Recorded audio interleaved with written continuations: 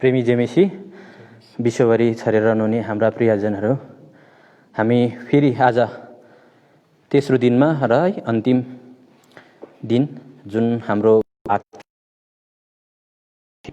क्रमलाई हामीले यो आज अन्तिम दिन रहेको छ र अब हामी सुरु गर्न लागिरहेको छ। आज हुनसक्छ अलिकति हामीले तपाईँको समय चोर्न जान्छौँ होला है, पहिलाबाट नै छौँ र हामी बडाद्वारा नै प्रार्थनाद्वारा हामी सुरु गरिरहेका छौँ।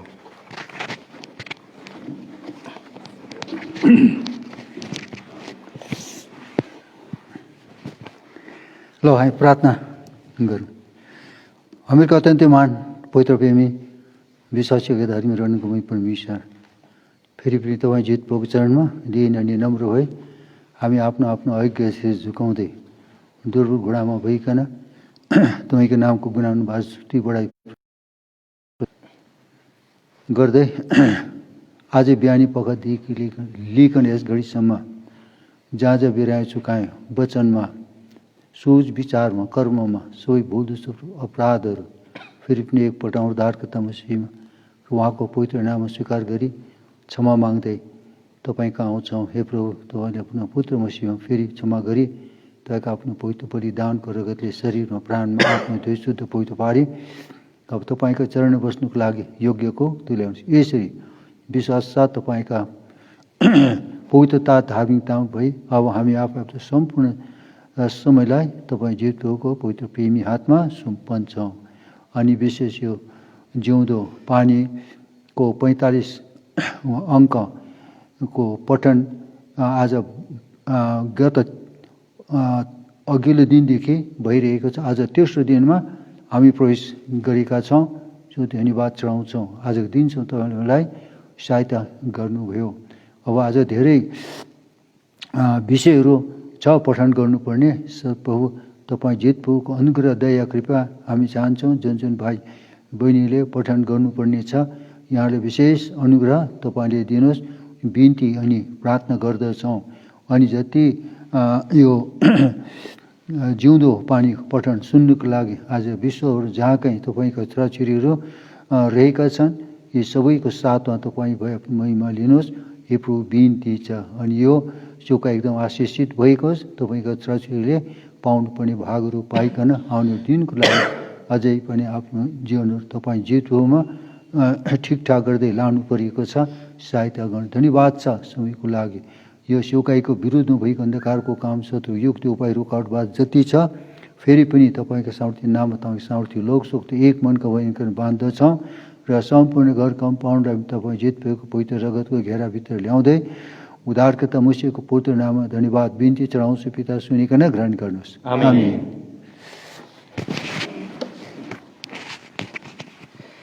हुन्छ, अब हामी क्रमै अनुसार है निरन्तर हामी अघि बढ्नेछौँ र हिजो कति इन्टरनेटको कारणले असुविस्ताको कारणले हामीले कति कम्प्लिट गर्न सकेनौँ र त्यही कुरोलाई आज हामी दोहोऱ्याएर हामी लानेछौँ र हाम्रो विशाल भाइद्वारा तपाईँहरूले यो पठन प्रक्रियालाई स्वीकार्नुहोस्।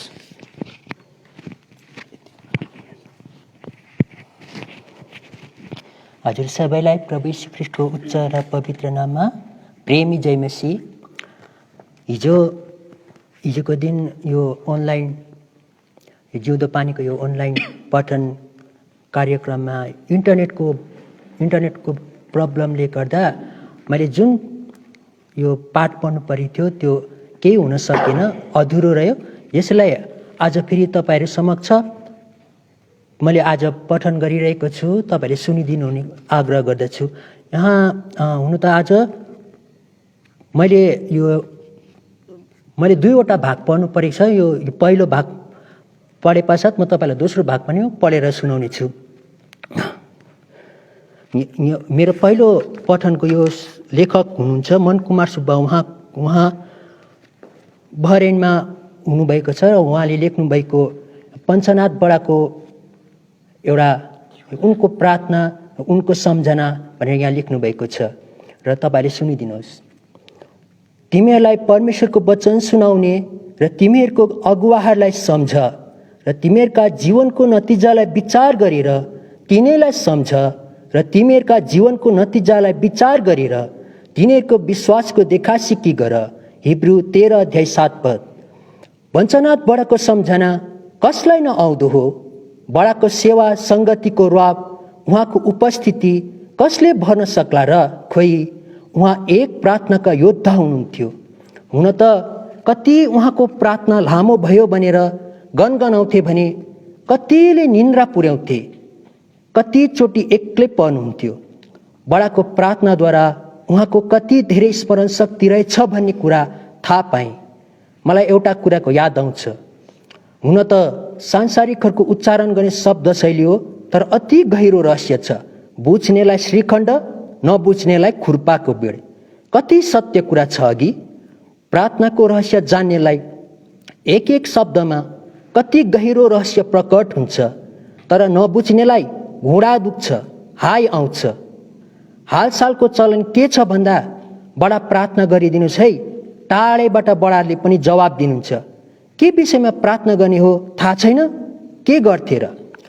एकचोटि सेवामा प्रभुको दासले भन्दै हुनुहुन्थ्यो, एकजना विश्वासी आएर यसो भन्यो, भाइजी मेरो व्यवसाय राम्रो चल्नको लागि प्रार्थना गरिदिनुहोस् है। मैले पनि हुन्छ भनेर प्रार्थना गर्न थालेँ। एक दिन भिजेर जाँदा त्यो विश्वासीसँग दोकानकै अगाडि भेट भयो। दोकान देखाउँदै भन्न थाल्यो, तपाईँको प्रार्थनाले मेरो धन्दा अति राम्रो चलिरहेको छ। अब हेर्नुहोस्, त्यो विश्वासीको धन्दा त मुर्दा हाल्ने बाकस पो रहेछ। धन्दा बढ्नको लागि मान्छे मर्नु पर्यो। अब म त के गरौँ? पुरपुरोमा हात राखेर पश्चाताप गर्नु पर्यो। प्रार्थनामा ठोस प्रकारको विषयवस्तु पेश गर्नै पर्छ। तुच्छले बडासँग केही साल पहिला केही पलसङ्गति गर्न पाएको कारण उहाँको प्रार्थनाको जीवनद्वारा मैले दुईवटा कुरा सिक्ने मौका पाएँ। पहिलो, ठोस प्रकारको प्रार्थनाको विषय पेश गर्नुहुन्थ्यो। यदि कसैले बडा भाइको लागि प्रार्थना गरिदिनुहोस् है भन्दा बडाले यसरी सोध्नुहुन्थ्यो, भाइको नाम के हो, के भयो, अथवा कहाँ जाँदैछ? यसरी बडाले सबभन्दा पहिला प्रार्थनाको विषय पत्ता लगाउनुहुन्थ्यो। र दोस्रो, बडाले प्रार्थनामा वास्तविक सत्यतालाई पेश गर्नुहुन्थ्यो। कतिले दायाँ बायाँ हेरेर यसो टाढी पठाउने प्रार्थना गर्छन्, तर बडाको प्रार्थना त्यस्तो हुँदैन थियो। प्रभुजी, यस जग्गामा यस्तो गडबडी अमिल्दा कुराहरू थियो, भाइ भाइको बिचमा अमेल, तर तपाईँले सबैलाई मेलमिलापमा ल्याउनु भयो, त्यसको लागि धन्यवाद छ प्रभुजी। 2005मा मेरो छुट्टीको अवधिमा गोसेन काठमाडौँमा बडालाई भेट्ने मौका पाएको थिएँ। दसैँ तिहारको अवधिमा गोसेन, सालेम, एल बेथेलमा विशेष सेवाको आयोजना गरिएको थियो। सबै जग्गामा पहिला बडालाई तुच्छ, मलाई चाहिँ बडाको प्रार्थना नै सुन्ने ठुलो इच्छा थियो। कस्तो इट्टा बिछ्याएर गाह्रो लाउँदै लगेको जस्तो मिठो आवाज पनि तुच्छको कानमा कतिपय उहाँका शब्दहरू गुन्जिरहेको छ। 2008मा पनि छुट्टीको अवधिमा बडासँग धरान सियोनमा मैले भेट्ने अवसर पाएको थिएँ। 26 नोभेम्बरमा जसो एबेनेजर तरहरामा आफ्ना सामानहरू राखेर बडालाई भेट्न सियोनमा पुगे। उहाँले प्रार्थना गरिदिनु भयो। 27 तारिक बाँगे इम्माउसमा बप्तिस्मा सेवा आयोजना गरिएको थियो। म र विजय दाजु चाहिँ बडालाई प्रार्थना गरी मागेर साँचमै बाँगे पुग्यौँ। बिहान एचपी दाजु र बडा आउनुभयो। त्यसपछि बडाले प्रार्थना गरिदिनु भएपछि सेवाकाई सुरु भयो। यति राम्रो सेवा भयो कि त्यो दिन 25 जना नानीहरूसँग केही वृद्ध आमा बाबाहरूले पनि, अनि 28 तारिक प्रकाशपुर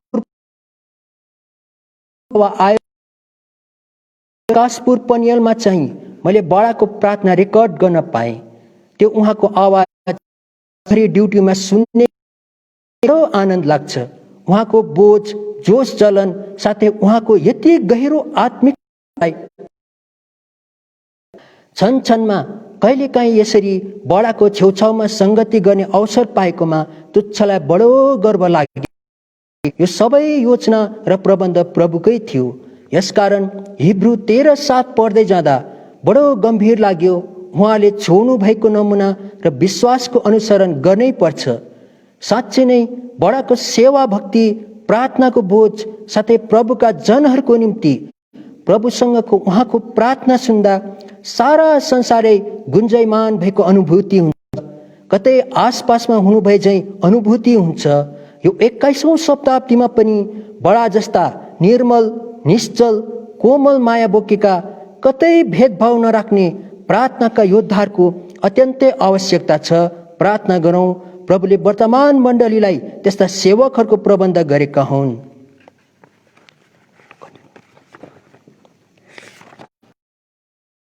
पहिलो भाग, दोस्रो भाग मैले पढ्न लागेको छु। यसमा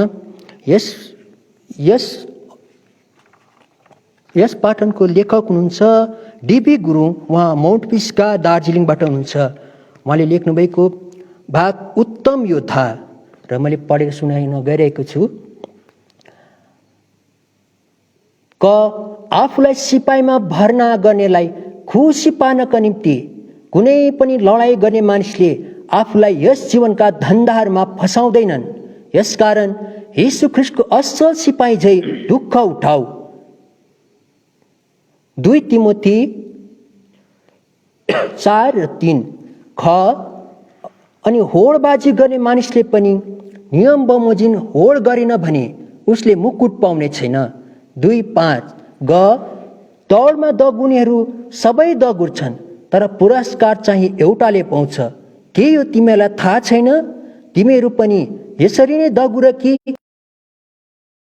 बाजीमा सङ्घर्ष गर्ने हरेक मानिसले सबै कुरा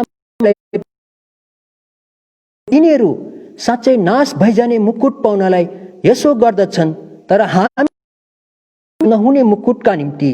1 कोरिन्थी 1:24-25। साँच्चै हो, यो वचनले मृत्यु पश्चात स्वर्गको बाटोमा जोसको उमङ्ग बढाउँछ। को जान चाहँदैन महिमित देशमा? उहाँले तयार गरिदिएको त्यो महिमित राज्य जहाँ शान्ति र अनन्त जीवनले आनन्द ओतप्रोत भएको देशमा, त्यहाँ पुग्नलाई पनि जीवनमा एउटा सङ्घर्षपूर्ण होड गर्नु पर्दो रहेछ।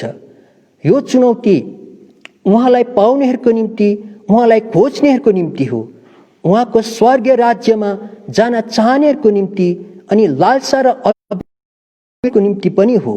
तर जसले उहाँ मुक्तिदाता हुनुहुन्छ भने ग्रहण गरे, उहाँ नै मेरो आनन्द र शान्तिको राज्य भनेर विश्वास, त्यस राज्यमा लैजानलाई नै मेरो पाप यस संसारमा आउनुभयो र क्रुसमा बलिदान हुनुभयो, मर्नुभयो, प्रतिज्ञा अनुसार 3 दिन पश्चात बौरी उठ्नुभयो, 40 दिन पश्चात स्वर्ग जानुभयो, मलाई लिन फेरि आउनुहुन्छ भनी आशा गर्ने प्रत्येक विश्वासी चाहिँ योद्धा बन्नु पर्नेछ।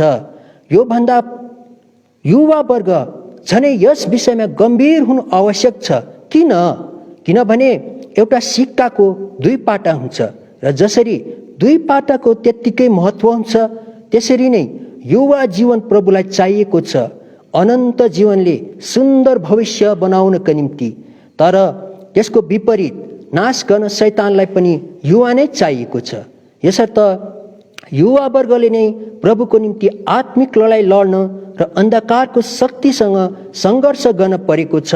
युवा वर्गलाई तिमोथी झैँ बनाउन चाहन्छन् प्रभुले, कारण युवा वर्गमा शारीरिक तागत त्यति बालबालिकामा पाइँदैन, जबकि यस अन्धकारको लडाईँमा हाम्रा परमेश्वरलाई यीशु ख्रीष्टको आवश्यकता परेको थियो। कारण यस सङ्घर्षमा विजयी जवान जवानीको आवश्यक पर्छ र यीशुले पनि 33.5 वर्षको आयु प्रयोग गर्नुभयो। एक पुस्तक 63 अध्याय 1:6 पदमा यस्तै एउटा जवान वीर योद्धाको विजयी सङ्घर्ष प्रकाश 19। यसर्थ हाम्रा प्रभुलाई युवाको आवश्यकता परेको छ। देश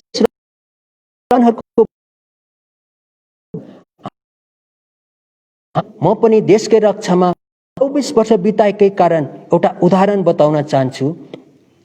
जब सेना भर्तीको घोषणा हुन्छ, तब जवान युवाको भिड आफ्नै जोश र जब ग्राउन्डमा 5 चक्करको दौड केवल समय यति भनेर घोषणा हुन्छ, तब आफै डर लाग्न सुरु हुन्छ। कसैले म सक्दिनँ होला भन्ने विचार गरिरहेछ, कारण आफूभन्दा अग्ला देखेर। तर विजयी बने अग्लाहरू खै कहाँ पुग्छन् थाहा नै हुँदैन। ती दौडमा जब रातो झण्डा तल झट्टै झारिदिन्छ त दौड सुरु। जब दाहिने देब्रे हेर्न सुरु गर्छ तब आफूलाई उछिनेको देख्दा आफै पनि हुन जान्छ। यशाया 30:21, जसले दाहिने देब्रे केही मात्र खुट्टा लम्काउँछ उनी पहिलो नम्बरमा। समयले केवल 2 या 3 मान्छे मात्र लिन्छन्। सबै कुराको शारीरिक चुनौतीलाई हासिल गर्दै गए पश्चात, स्वास्थ्यको छानबिन भए पश्चात, बुद्धि र विद्याको सङ्घर्ष, त्यसमा सक्कली फेला परे पश्चात नै पहिलो सिँढी चढ्छन्। त्यसपश्चात 9 या 11 महिनाको प्रशिक्षण हुन्छ। त्यसमा पनि विजयी बन्नलाई सङ्घर्ष गर्नुपर्छ र मात्र भारतको संविधान अनुसार राष्ट्रिय झण्डा मुनि थरी थरीका धर्मशास्त्रहरू हातमा छुवाउँदै शपथ लिनु हुन हावा अथवा साने सारा ग्राउन्ड नै थर्काइदिन्छ कराएर। तब मात्र सेनामा पक्का सेना बन्छन्। यङ ब्लड, जोस र उमङ्गले भरेको जीवन, यस सेनालाई साई सेना भनिन्छ। बहादुरीको काम देखाएर वीर चक्रहरूले सम्मान गर्छन्। कसले?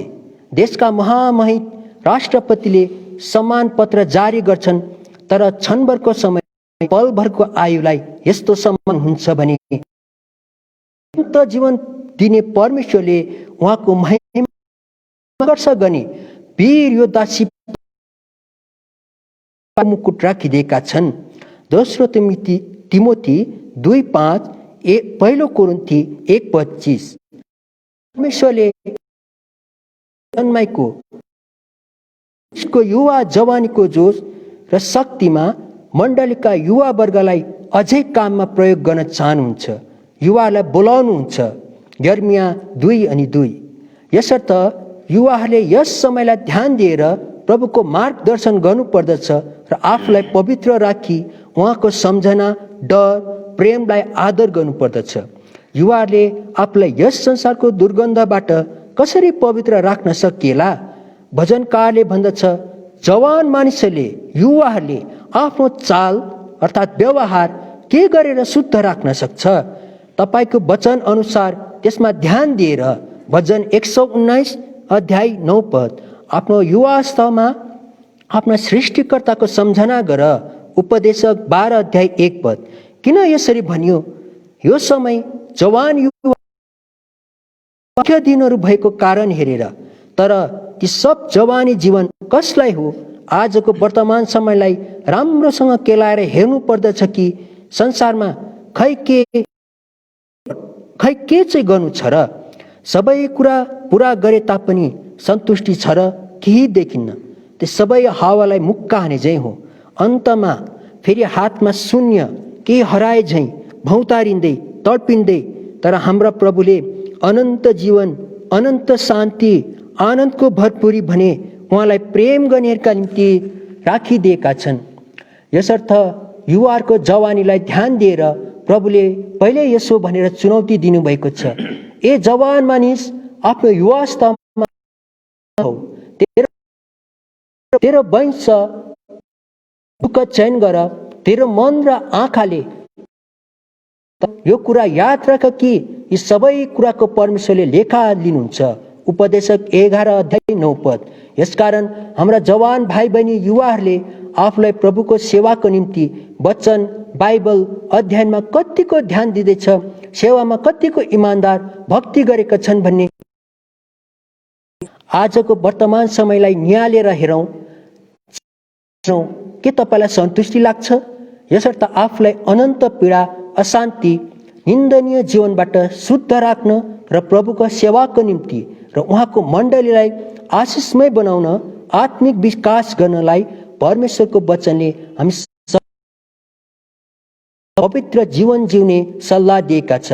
जस्तै जवानीको अभिलाषाहरूदेखि भाग, तर शुद्ध हृदयबाट प्रभुलाई पुकार्नेहरूको साथमा धार्मिकता, विश्वास, प्रेम र शान्तिको पछि लाग। दोस्रो तिमोथी 2:22। कुनै मानिसले पनि तिम्रो जवानीलाई तुच्छ ठान्न नपाओस्, तर वचनमा, चालचलनमा, प्रेममा, आत्मामा, विश्वासमा, शुद्धतामा तिमी विश्वासीहरूको नमुना बन। पहिलो तिमोथी 4:12। झन् इष्टमित्र, साथी सङ्गी, गाउँ समाजको निम्ति, प्रभुको मण्डलीका निम्ति झनै एउटा सिङ्गो नमुना उदाहरण बन्नुपर्छ, जसको पवित्रता र धार्मिकतालाई देखेर मानिस पाप र घृणित जीवन जिउनेहरू डरको कारण यसको निम्ति पवित्र र सुन्दर जीवन र हाम्रा प्रभु इच्छा जागोस्। ख्रिस्टको र पवित्रता धार्मिकताको चमक। दोस्रो 2:4। प्रिय युवाहरू हो, आफ्नो शिक्षाको विषयमा होशियार रहो, तिनीहरूमा लागिरहो, किनकि आफैलाई र उनीहरूलाई पनि बचाउने छौ। पहिलो तिमोथी 4:16। दोस्रो तिमोथी 3:14-17। तिमोथी बालककालदेखि नै जोसिला र सुशील थिए। उनी परमेश्वरको शिक्षामा आमा र बोजूद्वारा डोर्याइएका थिए। उनका बाबु चाहिँ गैर यहुदी अर्थात् युनानी अन्य जाति थिए। प्रेरित 16:1-5। यसर्थ प्रिय युवाहरू हो, प्रभुका निम्ति तिम्रो जोस कति छ काममा लगाऊ है। आहा, शान्तिको समाचार ल्याउने वा प्रचार गर्ने र असल कुराको शुभ समाचार ल्याउनेहरूको पाउ कति सुन्दर। रोमी 10:15। शुभ समाचार ल्याउनेको खुट्टा डाँडाहरू हुँदो कति सुन्दर छ, जसले शान्तिको प्रचार गर्दछ, जसले कल्याणको शुभ समाचार ल्याउँछ, जसले मुक्तिको प्रचार गर्दछ, जसले सियोनलाई भन्दछ, तेरा परमेश्वर राज्य गर्नुहुन्छ। यशाया 52:7। यही वचनको अभिलाषामा संसारले आज आशा साचेको छ। आज हामीलाई कसले मुक्तिको प्रचार, शान्तिको शुभ खबर दिने भनेर भौतारिरहेको छ। यसर्थ हे युवाहरू हो, हे जवानहरू हो, वर्तमान समयलाई शान्ति देखिन्छ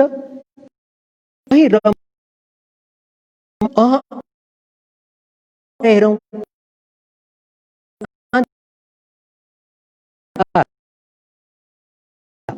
पिएर स्वतन्त्र र बाँच्न चाहन्छ। कुछ भइसके दातालाई युवाहरूको खाँचो छ। यसर्थ साँप झै चनाखो र ढुकुर झै सोझो भएर इष्टमित्रको बीचमा युवाहरूले आफ्नो भूमिका कस्तो छ सोबारे एकदमै ध्यान दिनुपर्नेछ। युवा अवस्थामा परमेश्वरको आशिष र महिमा हुनु परेको छ। धन्यवाद र हजुर सबैलाई जय मसीह।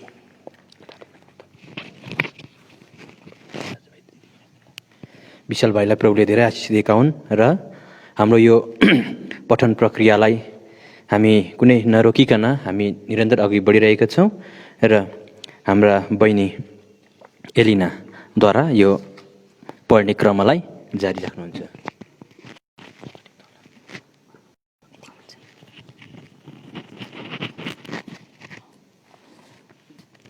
सबैलाई जय मसीह। मलाई पनि प्रभुले अनुग्रह गरेका हुन् सिजदो पानी पठनमा। अनि मेरो शीर्षक चाहिँ रहेछ माउन्ट हर्मनको आत्मिक जोस। अनि लेखक हुनुहुँदो रहेछ दानियल तामाङ, माउन्ट हर्मन, चुका भुटान। म सुरु गर्न लागिरहेको छु। चुका भुटानमा भएको मण्डलीमा धेरै किसिमका सतावट आए, तर कसैले रोक्न सकेन। मण्डलीको साथमा परमेश्वर हुनुहुन्थ्यो। परमेश्वरले भन्नुभएको परमेश्वरको वचन 43:19 पुरा गर्नुभयो। एकचोटि मण्डलीको आशा नै थिएन। धेरैचोटि सेवा जाँदा नभएको कारण धेरै समस्याहरू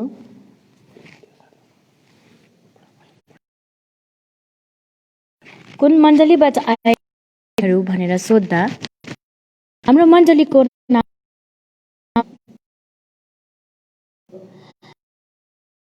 निम्ति अनि माण्डलिक एक प्रार्थनामा अनि विगत महिना 7 मा प्रभुले प्रार्थनाको उत्तरमा मेचको सेवा खडा गर्नुभयो, साथै मण्डलीको नाम पनि दिनुभयो। यी सबै खडा गर्नको लागि दाजु कालेबुङबाट पञ्चनाथ साथै 2 जना बडाहरू पनि आउनुभयो। यी प्रभुका माउन्ट हर्मोन पनि मण्डलीमा समस्याहरू हट्दै गए र मण्डलीमा नाम पाउनभन्दा पहिले मेचको सेवा समस्या हुन्थ्यो। सरकारी आवास घर भएको कारण समस्या हुन्थ्यो। प्रभुका आराधना सेवा बेलुकी 6 बजेदेखि 9 बजेसम्म गर्ने गर्थे। 10 बजेदेखि कोही मानिस बाहिर बाटोमा हिँडेको देख्यो भने सरकारले पक्रेर लैजान्थ्यो। यस्तै समस्याहरू अझ धेरै नै थिए। कुनै प्रभुका दासहरू मण्डलीमा ल्याउँदैन थियो। प्रभुका ल्याउँदा गेटमा सोधखोज गरिन्थ्यो। त्यति बेला सेवामा लगेको भनौँ भने त्यतैतिर पक्रिहाल्छ। हल्ला खल्ला भयो भने त्यहाँ फेरि समस्या आइहाल्थे। सेवामा आउँदा जाँदा पनि बिरालोको चालमा आउनु जानु पर्थ्यो। साथै चप्पल पनि बाहिर नराखेर भित्रै लुकाउनु पर्थ्यो। प्रभुको मेचको सेवा खडा भए पश्चात मण्डलीका सबै समस्याहरू हटेर गए र त्यस ठाउँ मण्डलीमा उन्नति भयो। मैले सोचेथे कि नाम नै आए। जवानहरू पनि हुर्किँदै गए र जवानको सेवा पनि गर्न थाले। यति मजाको सेवा हुन्थ्यो। साथै जवानहरूको जीवन परिवर्तन हुँदै गए अनि परमेश्वरले मण्डलीमा आत्माहरू थप्दै जानुभयो। धेरै नयाँ आत्माहरूले प्रभुलाई ग्रहण गरे र डुक्पाले उहाँहरूलाई जसले बुझ्दै जान्थे बुझाउनु हुन्थ्यो। पेमा वाङमो आन्टी परिवारले पनि प्रभुलाई ग्रहण गरे। साथै परमेश्वरले 5 आत्माहरू मण्डलीमा थप्नुभयो। जसरी प्रेरित 2:36 अनुसार पत्रुसले प्रचार गर्दा मानिसहरूको मुट नै छेडेको थियो र 3000 आत्माहरू मण्डलीमा थप्नुभयो। यसरी नै मण्डलीको उन्नतिहरू हुँदै गए। मण्डलीको गवाई साथै दाजुभाइहरू एकतामा बढ्न थाले। धेरै टाढोमा भएको हाम्रो बिबी कार्की अङ्कल होङका भन्ने जग्गा छुकाबाट 6 किलोमिटर टाढो जग्गामा बस्नुहुन्थ्यो। फर्कँदा जङ्गलको बाटो हुँदै फर्कनु पर्थ्यो। त्यति टाढो भए तापनि कुनै पनि सेवा सङ्गति छोड्नु भएन। आत्मिक कुरामा जोसिला थिए। जवानहरूलाई अघि बढाउनुहुन्थ्यो। सबै जवानहरू पनि खुसी हुन्थे। दाजुभाइहरूको सल्लाहमा पनि एक हुनुहुन्थ्यो। एक दिन बेलुकी आराधना सेवा सकेपछि 9:30 बजे समयमा घर फर्कँदै हुनुहुन्थ्यो। उहाँ स्कुटरमा जाँदै हुनुहुन्थ्यो। अचानक भालुले उहाँलाई जाँदै गर्दा सडकमै आक्रमण गर्यो। तर सर्वशक्तिमान प्रभुले अद्भुत रीतिले उहाँलाई बचाउनु भयो। त्यस्तो भएर पनि उहाँले सेवा सङ्गति छोड्नु भएन। सधैँ नै सेवा सङ्गतिमा आइरहनुहुन्थ्यो। त्यसरी नै रातमा पनि फर्केर घर जानुहुन्थ्यो। यसरी नै मण्डलीमा आत्माहरू बढ्दै गए। तर दुःखलाग्दो कुरो के छ भने संसारमा सबै परदेशी भएको कारण आफ्नो आफ्नो काम लिएर दाजुभाइले मण्डली छोड्नु पर्यो। ट्रान्सफर भएर सरकारले जहाँ जानु भने त्यहीँ जानु पर्यो। तीमध्ये एक परिवार केभी सुनवार परिवार गेलुफ जानु पर्यो। भर्खरै जम्पर परिवार पनि पेमाज जेलमा ट्रान्सफर भए त्यहाँ सङ्गति थिएन। बिबी कार्की अङ्कल पनि रिजाइन गरेर आफ्नो गाउँतर्फ जानुभयो। त्यस पश्चात जसराज परिवार पनि ट्रान्सफर भएर चुके गेङ्गा भन्ने जग्गामा गए। पर्यो। मण्डलीले ती सबै परिवारलाई प्रेमबोध सहित विदा दियो। सबैजना जय जय मसीह भन्दै हात मिलाउँदै आँसुको धारा बगाउँदै गए। हाम्रो एउटै आशा छ, संसारमा उहाँहरूलाई भेट्न नपाए तापनि स्वर्गीयमा निश्चय भेटौँला भन्दै प्रार्थना गर्दै बसिरहेका छौँ। मण्डलीमा रहेका अरू परिवारहरूले भार उठाउँदै रहनु भएको छ। मण्डलीमा आरपी परिवार, डीडी परिवार, निमा परिवार किनले परिवार साथै अरू परिवार पनि प्रभुको सेवा गरिरहनु भएको छ। यी परिवारहरूको लागि प्रार्थनामा याद गरिदिनुहोस्, निवेदन छ। यति मात्र होइन, जवानहरू पनि सबै स्कुल पढिसकेर विभिन्न जग्गामा गए र अहिले जवानहरूको धेरै आवश्यकता छ। जवानको सेवा पनि स्थगित छ। उपरान्त रहेका परिवारहरूको पनि के हुने होइन, कतै ट्रान्सफर भन्दै सबैजना रहेका छ। छोड्न कसैले मान्दैन, लागि पनि प्रार्थनामा निवेदन गर्दछौ। अब यति मात्र होइन, म केही कुराहरू लेख्न चाहन्छु। विगत दिनहरूमा ग्रहण गरेका आत्माहरूलाई पनि रोकेर राखौ। उहाँहरू सबै पवित्र महासभामा गएर बप्तिस्मा लिए।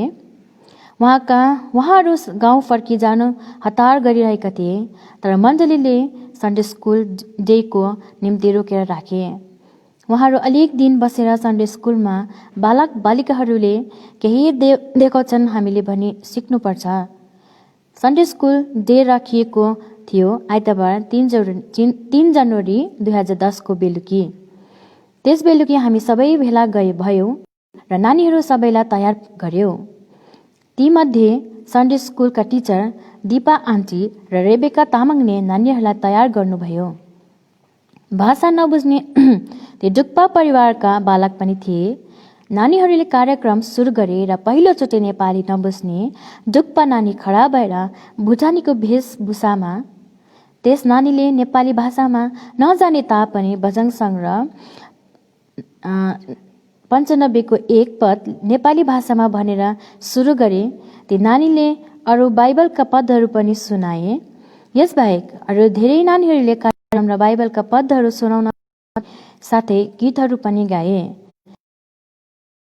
न सेवा देखेका थिए न त सुनेका थिए। अरू नानीहरूका साथमा पनि धेरै खुसी भए। साथै ती नानीहरूका सन्डे स्कुल डे यसरी नै अन्त्य र नानीहरू स्कुल डे पुरस्कारहरू प्रदान गरियो। साथै प्रेमभोज खाई बिदा भए। भोलिपल्ट गर्न लागे र गाडीमा बाटोसम्म गए।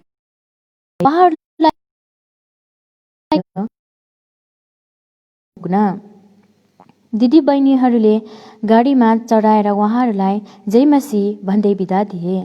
दिदी बहिनीहरू सबैले ती बिदाईमा खल्लो भए, साथै मण्डलीमा पनि। हाम्रो नयाँ आत्माहरू अनि म पनि फुन्टसो लिङ्कतिर लागे।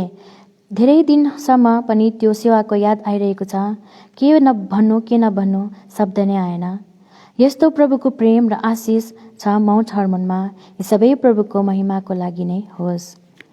अनि मेरो अर्को दोस्रो भाग पनि रहेको छ।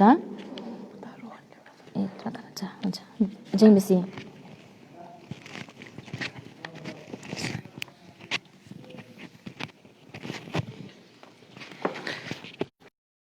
लिनालाई प्रभुले धेरै आशिष दिएका हुन् र पढ्ने क्रमलाई फेरि हामी जारी राख्दै यो माइक म दिइरहेको छु र भाइको पठनलाई तपाईँले स्वीकार्नुहोस्।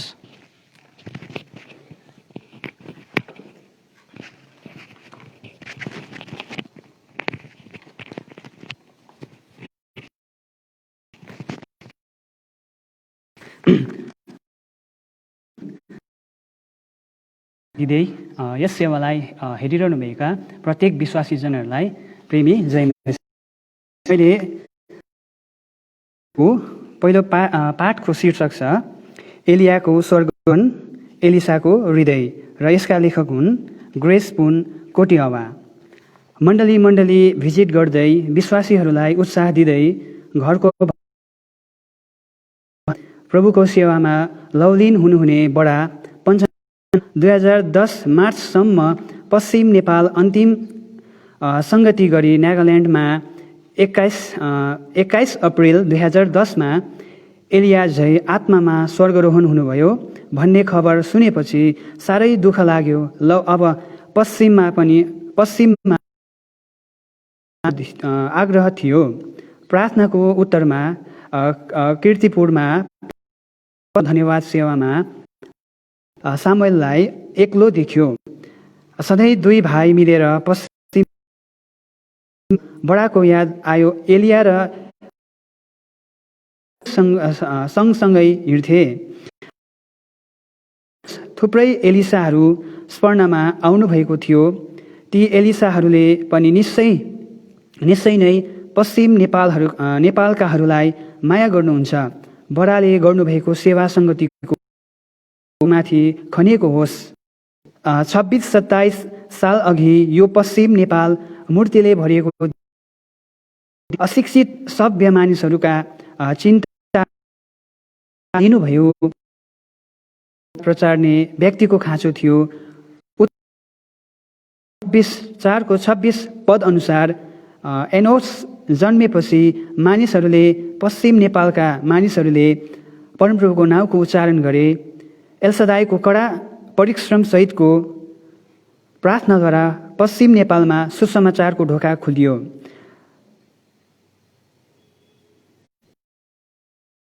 कालमा खुला प्रचार गर्न पाइँदैन थियो। तर पनि प्रभुले आफ्नो काम यशाया 43:16 अनुसार पूरा गर्नुभयो। सुरुमा 2 हप्तामा महिना साल 2009 बेर्सेबा बोटुलमा 25 सालको धन्यवाद सेवाको लगतै कीर्तिपुर स्मरणमा 5देखि 8 सम्म सेवा भयो। मत्ती 10:20 पद अनुसार 2 व्यक्तिबाट यशाया 60:22 पूरा भयो। स्मरणमा आधार वचन गलाती 5:1 थियो। प्रभुका सेवकहरूद्वारा विभिन्न प्रकारले बोल्नुभयो। प्रभुका एक सेवकबाट व्यक्तिगत घटनाद्वारा त्यस आधार वचन स्पष्ट बुझियो। गाउँमा धेरै अघि उहाँले माछालाई जाल थाप्नुभएछ। जालमा ठुलो माछा परेछ। यसो हेर्दा अर्को जाल पनि त्यो परेको थिएछ। तर जालको डोरी कच्चा भएकोले जाल त्यो माछा अघिका कुराहरूलाई बिर्सेर फेरि जालमा परेछ। यदि नबिर्सेको भए जालदेखि टाढा बस्थ्यो। यसरी हामीहरू पनि स्वतन्त्र भएर फेरि जुवामा नपरौँ। सेवाको अन्तमा स्मरणाको उहाँले 75 सालमा त्यस धार्मिक पाउनु भएको रहेछ। साँचो उद्धार भएको तर शिक्षाको कमीले तलबमा सेवा गरिरहेको कारण संस्थाबाट एउटा साइकल दिएको रहेछ। साइकलमा हिँडेर प्रचार गर्दा रहेछन्। तलब लिनु काठमाडौँ जानुपर्ने साथीहरूसँग कुराकानी गर्दा कसैले थोरै कतिले धेरै पाउँदो रहेछ। यस्तै समयमा प्रभुका सेवक HK राईको नाता परेकोले दाजु एनोससँग भिजिट दिएपछि मत्ती 10:8 पदद्वारा प्रभु बोल्नुभयो र उहाँले प्रभुको सेवा सित्तैमा गर्नुपर्ने रहेछ भनी दुःखमा सेवा गर्ने निर्णय लिएछन्। संस्थाका पास्टरले भन्दो रहेछ, दाइ गर्ने गोरुको मुखमा मोहला नलगाउनु, यसैले घाँस खानुपर्छ।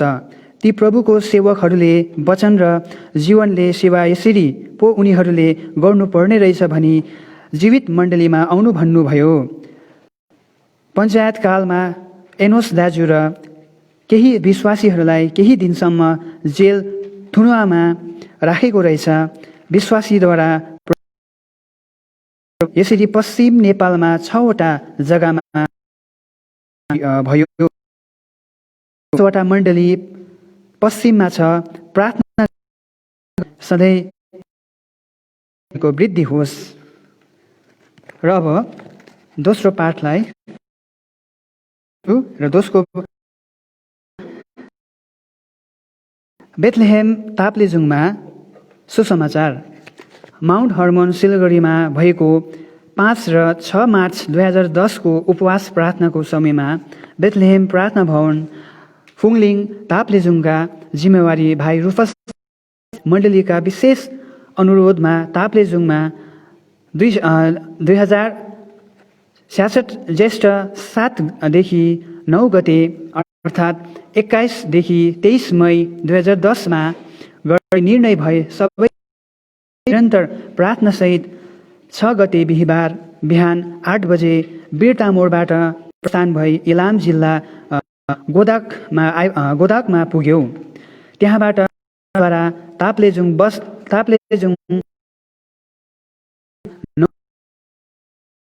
त्यहाँ बेथलेहेमका भाइ बहिनीहरू हामीलाई लिन आएका रहेछन् र उनीहरूका साथमा फेरि केही पैदल यात्रा गरी प्रार्थना भवनमा सुरक्षित पुग्यौँ। हामी सेवाको लागि तयारी भयौँ। स्थानीय मण्डली र माउन्ट मोरिया खेजेनिभबाट पनि भाइ बहिनी आएकोले सबै मिली सामूहिक स्थिति प्रार्थनासहित सेवा गरियो र प्रभुका दासबाट मत्ती 24 अध्यायको 13 पद अनि मर्कुस 13 अध्यायको 13 पद प्रेरित 16 अध्यायको 5 पदबाट मण्डली स्थायी बारे वचन प्रकाश गर्नुभयो। साँच्चै नै यी दिनहरूमा मण्डली इमान्दार आत्मिक मृत्युलाई ल्याएका हुन्छन्। मण्डलीमा विश्वासीहरू बढ्दै जानुको साटो घट्दै गइरहेका हुन्छन्।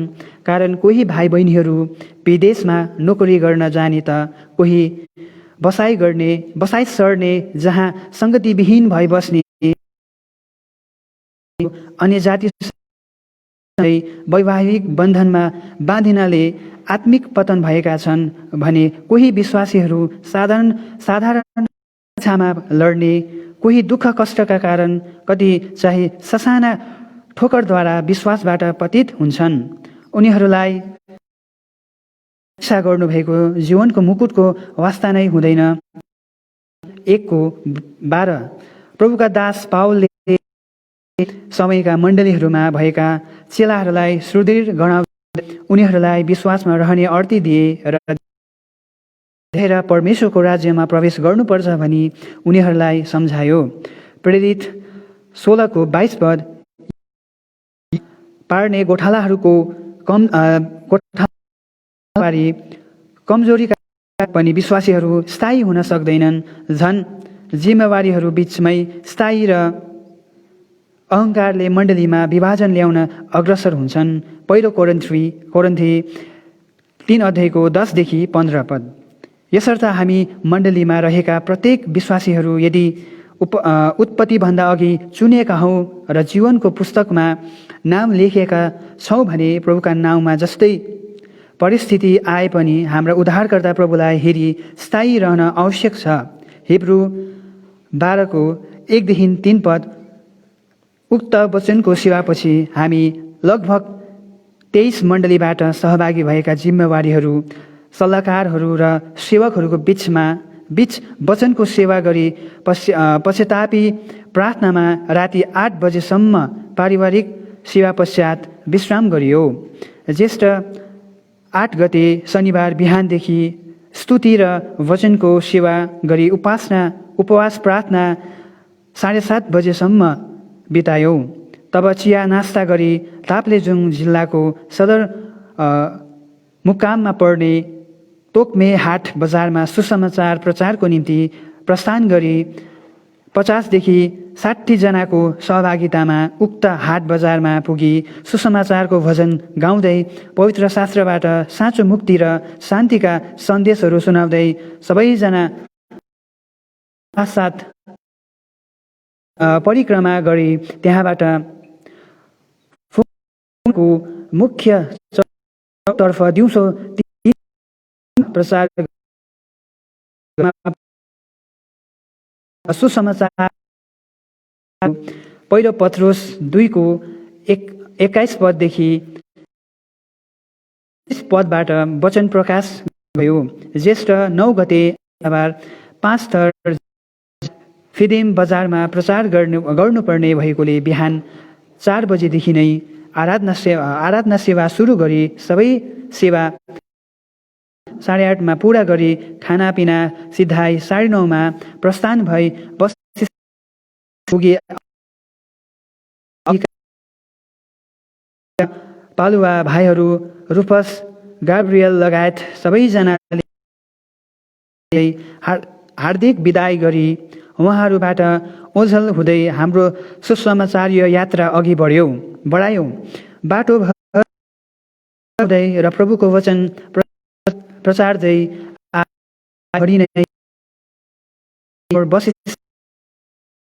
बजे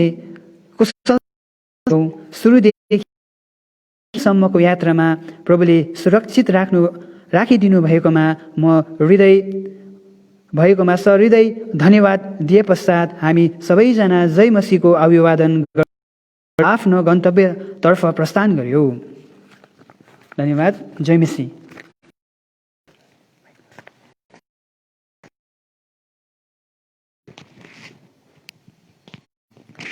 भाइ प्रभुले धेरै आशिष दिएका हुन्।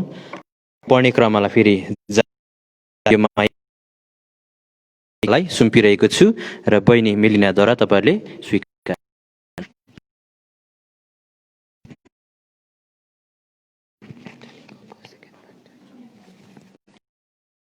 सबैलाई हिजो जस्तै आज पनि भइरहेको छु अनि प्रभुले पुर्याएका हुन्। पाठपटको यो दोस्रो भाग म पढिरहेको छु अनि यसको शीर्षक छ रहोबत अनि यसका लेखक पनि दिलीप राई पासाखा हुनुहुन्छ। इसाकले बसोबासो गरेका पलिस्तीहरूका राजा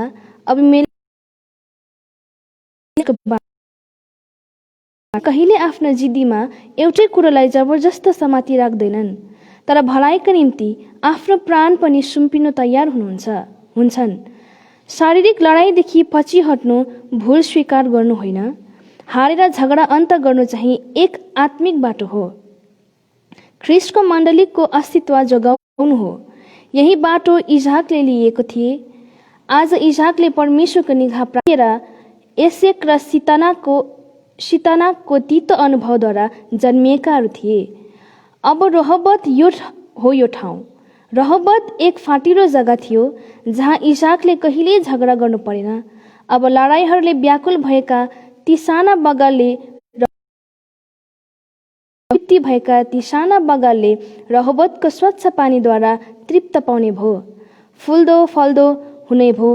प्रभुले गरून् यसै नौलो भूमिको निम्ति सबैले प्रार्थनामा याद गरिदिन हुन निवेदन गर्दछु।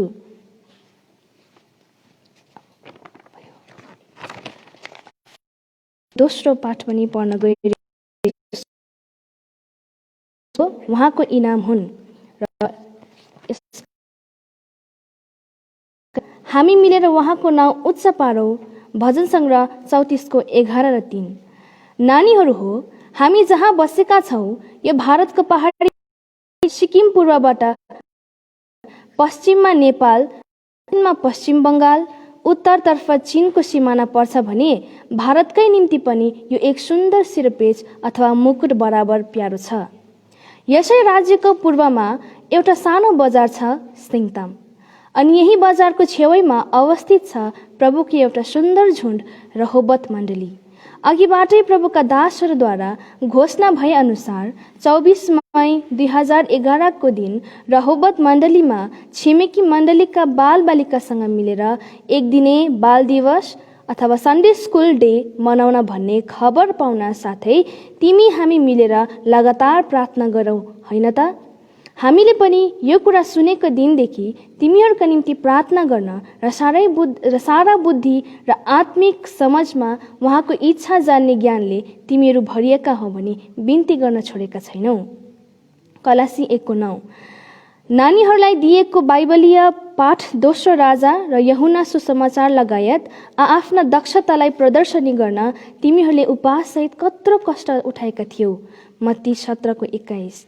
जब म सेवा तोकिदिएको दिन रहोबत मण्डलीमा पुग्दा त तिमीहरू प्राय नै अघिबाटै आइसकेको रहेछौ। हाम्रा गाडी अलिक ढिलो भएथ्यो।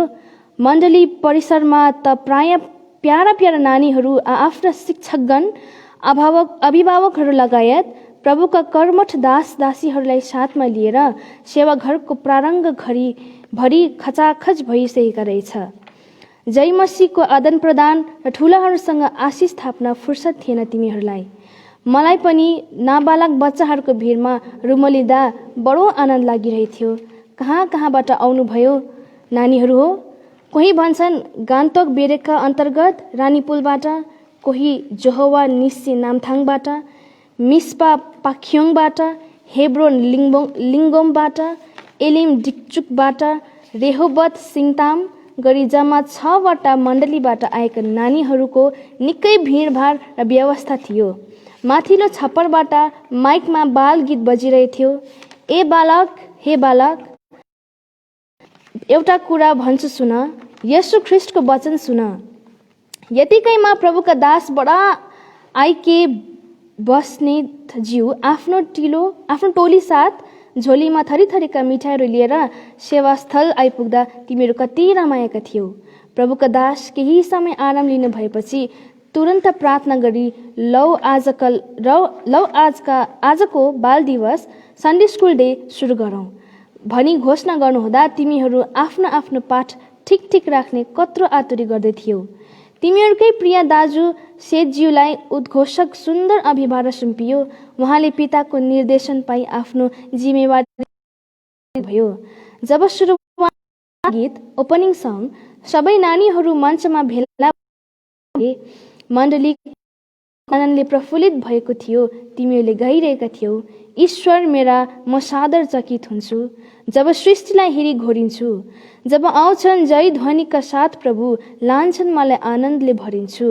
तब भक्ति सहित दण्डवत गर्छु, ईश्वर कति महान म गाउनेछु। कार्यक्रम सुचारू रूपले अघि बढ्न लाग्यो। विभिन्न मण्डलीबाट पाल्नुभएका बालबालिकाहरूले आफ्नो आफ्नो दक्षतालाई बिना रोकटोक प्रदर्शन गरिरहेका थिए। गाएर, वचन सुनाएर, हाजिरी जवाब प्रतियोगितामा भाग लिएर, बाइबलका सबै किताबहरू नाम सुनाएर सबै क्रियाकलापको निचोड थियो हामी साना नानीहरूले प्रभु कहाँ आउनुपर्छ। प्रभुले भन्नुभयो, साना नानीहरूलाई म कहाँ आउने देऊ, उनीहरूलाई नरोक। मत्ती 19:14। किनकि प्रभु बुद्धिमान र समझदारलाई होइन, स्वर्गको कुरा त बालकहरूलाई प्रकट गर्न चाहनुहुन्छ। यसकारण ठुलाहरू पनि बदलिएर स्वभावमा साना बालक जस्ता भएनौ भने स्वर्गका राज्यमा कुनै रीतिले पस्न पाउने छैनौ। नानीहरू हो, यी ठुलाहरूलाई तिमी बालकहरू जस्तो बन्न कठिन पर्ला, बरु हामी मिलेर प्रार्थना गरिदेऊ है। ठिक हो नानीहरू हो, तिमीहरूलाई प्रभु कहाँ आउनु पुरा अधिकार छ र परम कर्तव्य छ। नत्र आजको यस यान्त्रिक युग अथवा टेक्नोलोजीको जमानामा तिमीहरूलाई शैतानको नाश गर्न चाहे भने एकै चुटकीमा सबै खतम। सचेत रहो, जागो रहो, किनकि तिमीहरूको विरोधी शैतान गर्जने सिंह झैं कसलाई निलो भनी खोज्दै चारैतिर घुमिहिँड्छ। पहिलो पत्रुस 5:8। संसारप्रति तीखो प्रहार पनि राम्रो छ। नानीहरूको मनको भावनालाई केलाई हेर्दा कहिले अनि कहाँबाट भएको हो भन्ने बारेमा पनि केही कुरा राख है त। सन् 1780 मा इङ्ल्यान्डको ग्लौसेस्टर भन्ने ठाउँमा दाइ सर रोबर्ट रेक्सलाई भएका कैदी साथीहरू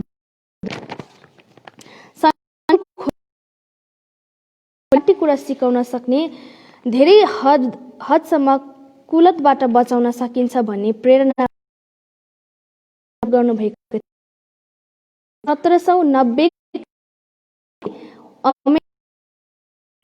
अन्याय मुलुकतिर यस्ता अनेक जुन नानीहरू प्रभुको जान्न चाहन्थे, उनीहरू अत्यन्तै लाभप्रद र उपयोगी। रेक्सको जीवनकालभरि सर्वत्र मिलाएर अनुयायी बनिसकेका थिए। पछि गएर यिनै नानीहरू चर्चको एक असल भाग बन्न गए। आजका अनेक चर्चित दास-दासीहरूले यसै सन्डे स्कुलद्वारा शिक्षा र प्रशिक्षण पाएका थिए। उनीहरू नै पछि गएर प्रभुका खुबै असल सेवक सेविकाहरू बन्न पुगे।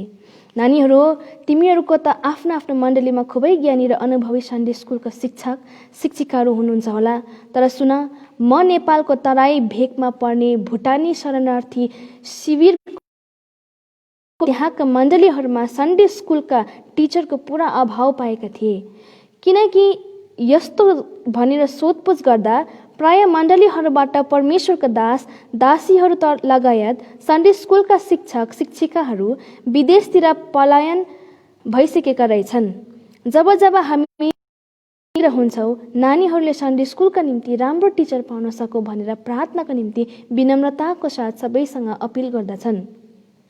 तर पनि वचनअनुसार सन्डे स्कुलको पहिलो खुड्किलो भनेको उनीहरूको अभिभावक नै हुन्। उनीहरूले आफ्नो नानीहरूलाई प्रार्थनासहित हर पल ख्रिस्टको असल शिक्षाबारे बताइरहनुपर्छ। मैले तिमीहरूलाई सिकाएको आज्ञा आफ्नो आफ्नो मनमा राख। ती तिमीहरूले आफ्ना छोराछोरीलाई होसियारी साथ सिकायौ। औ घरमा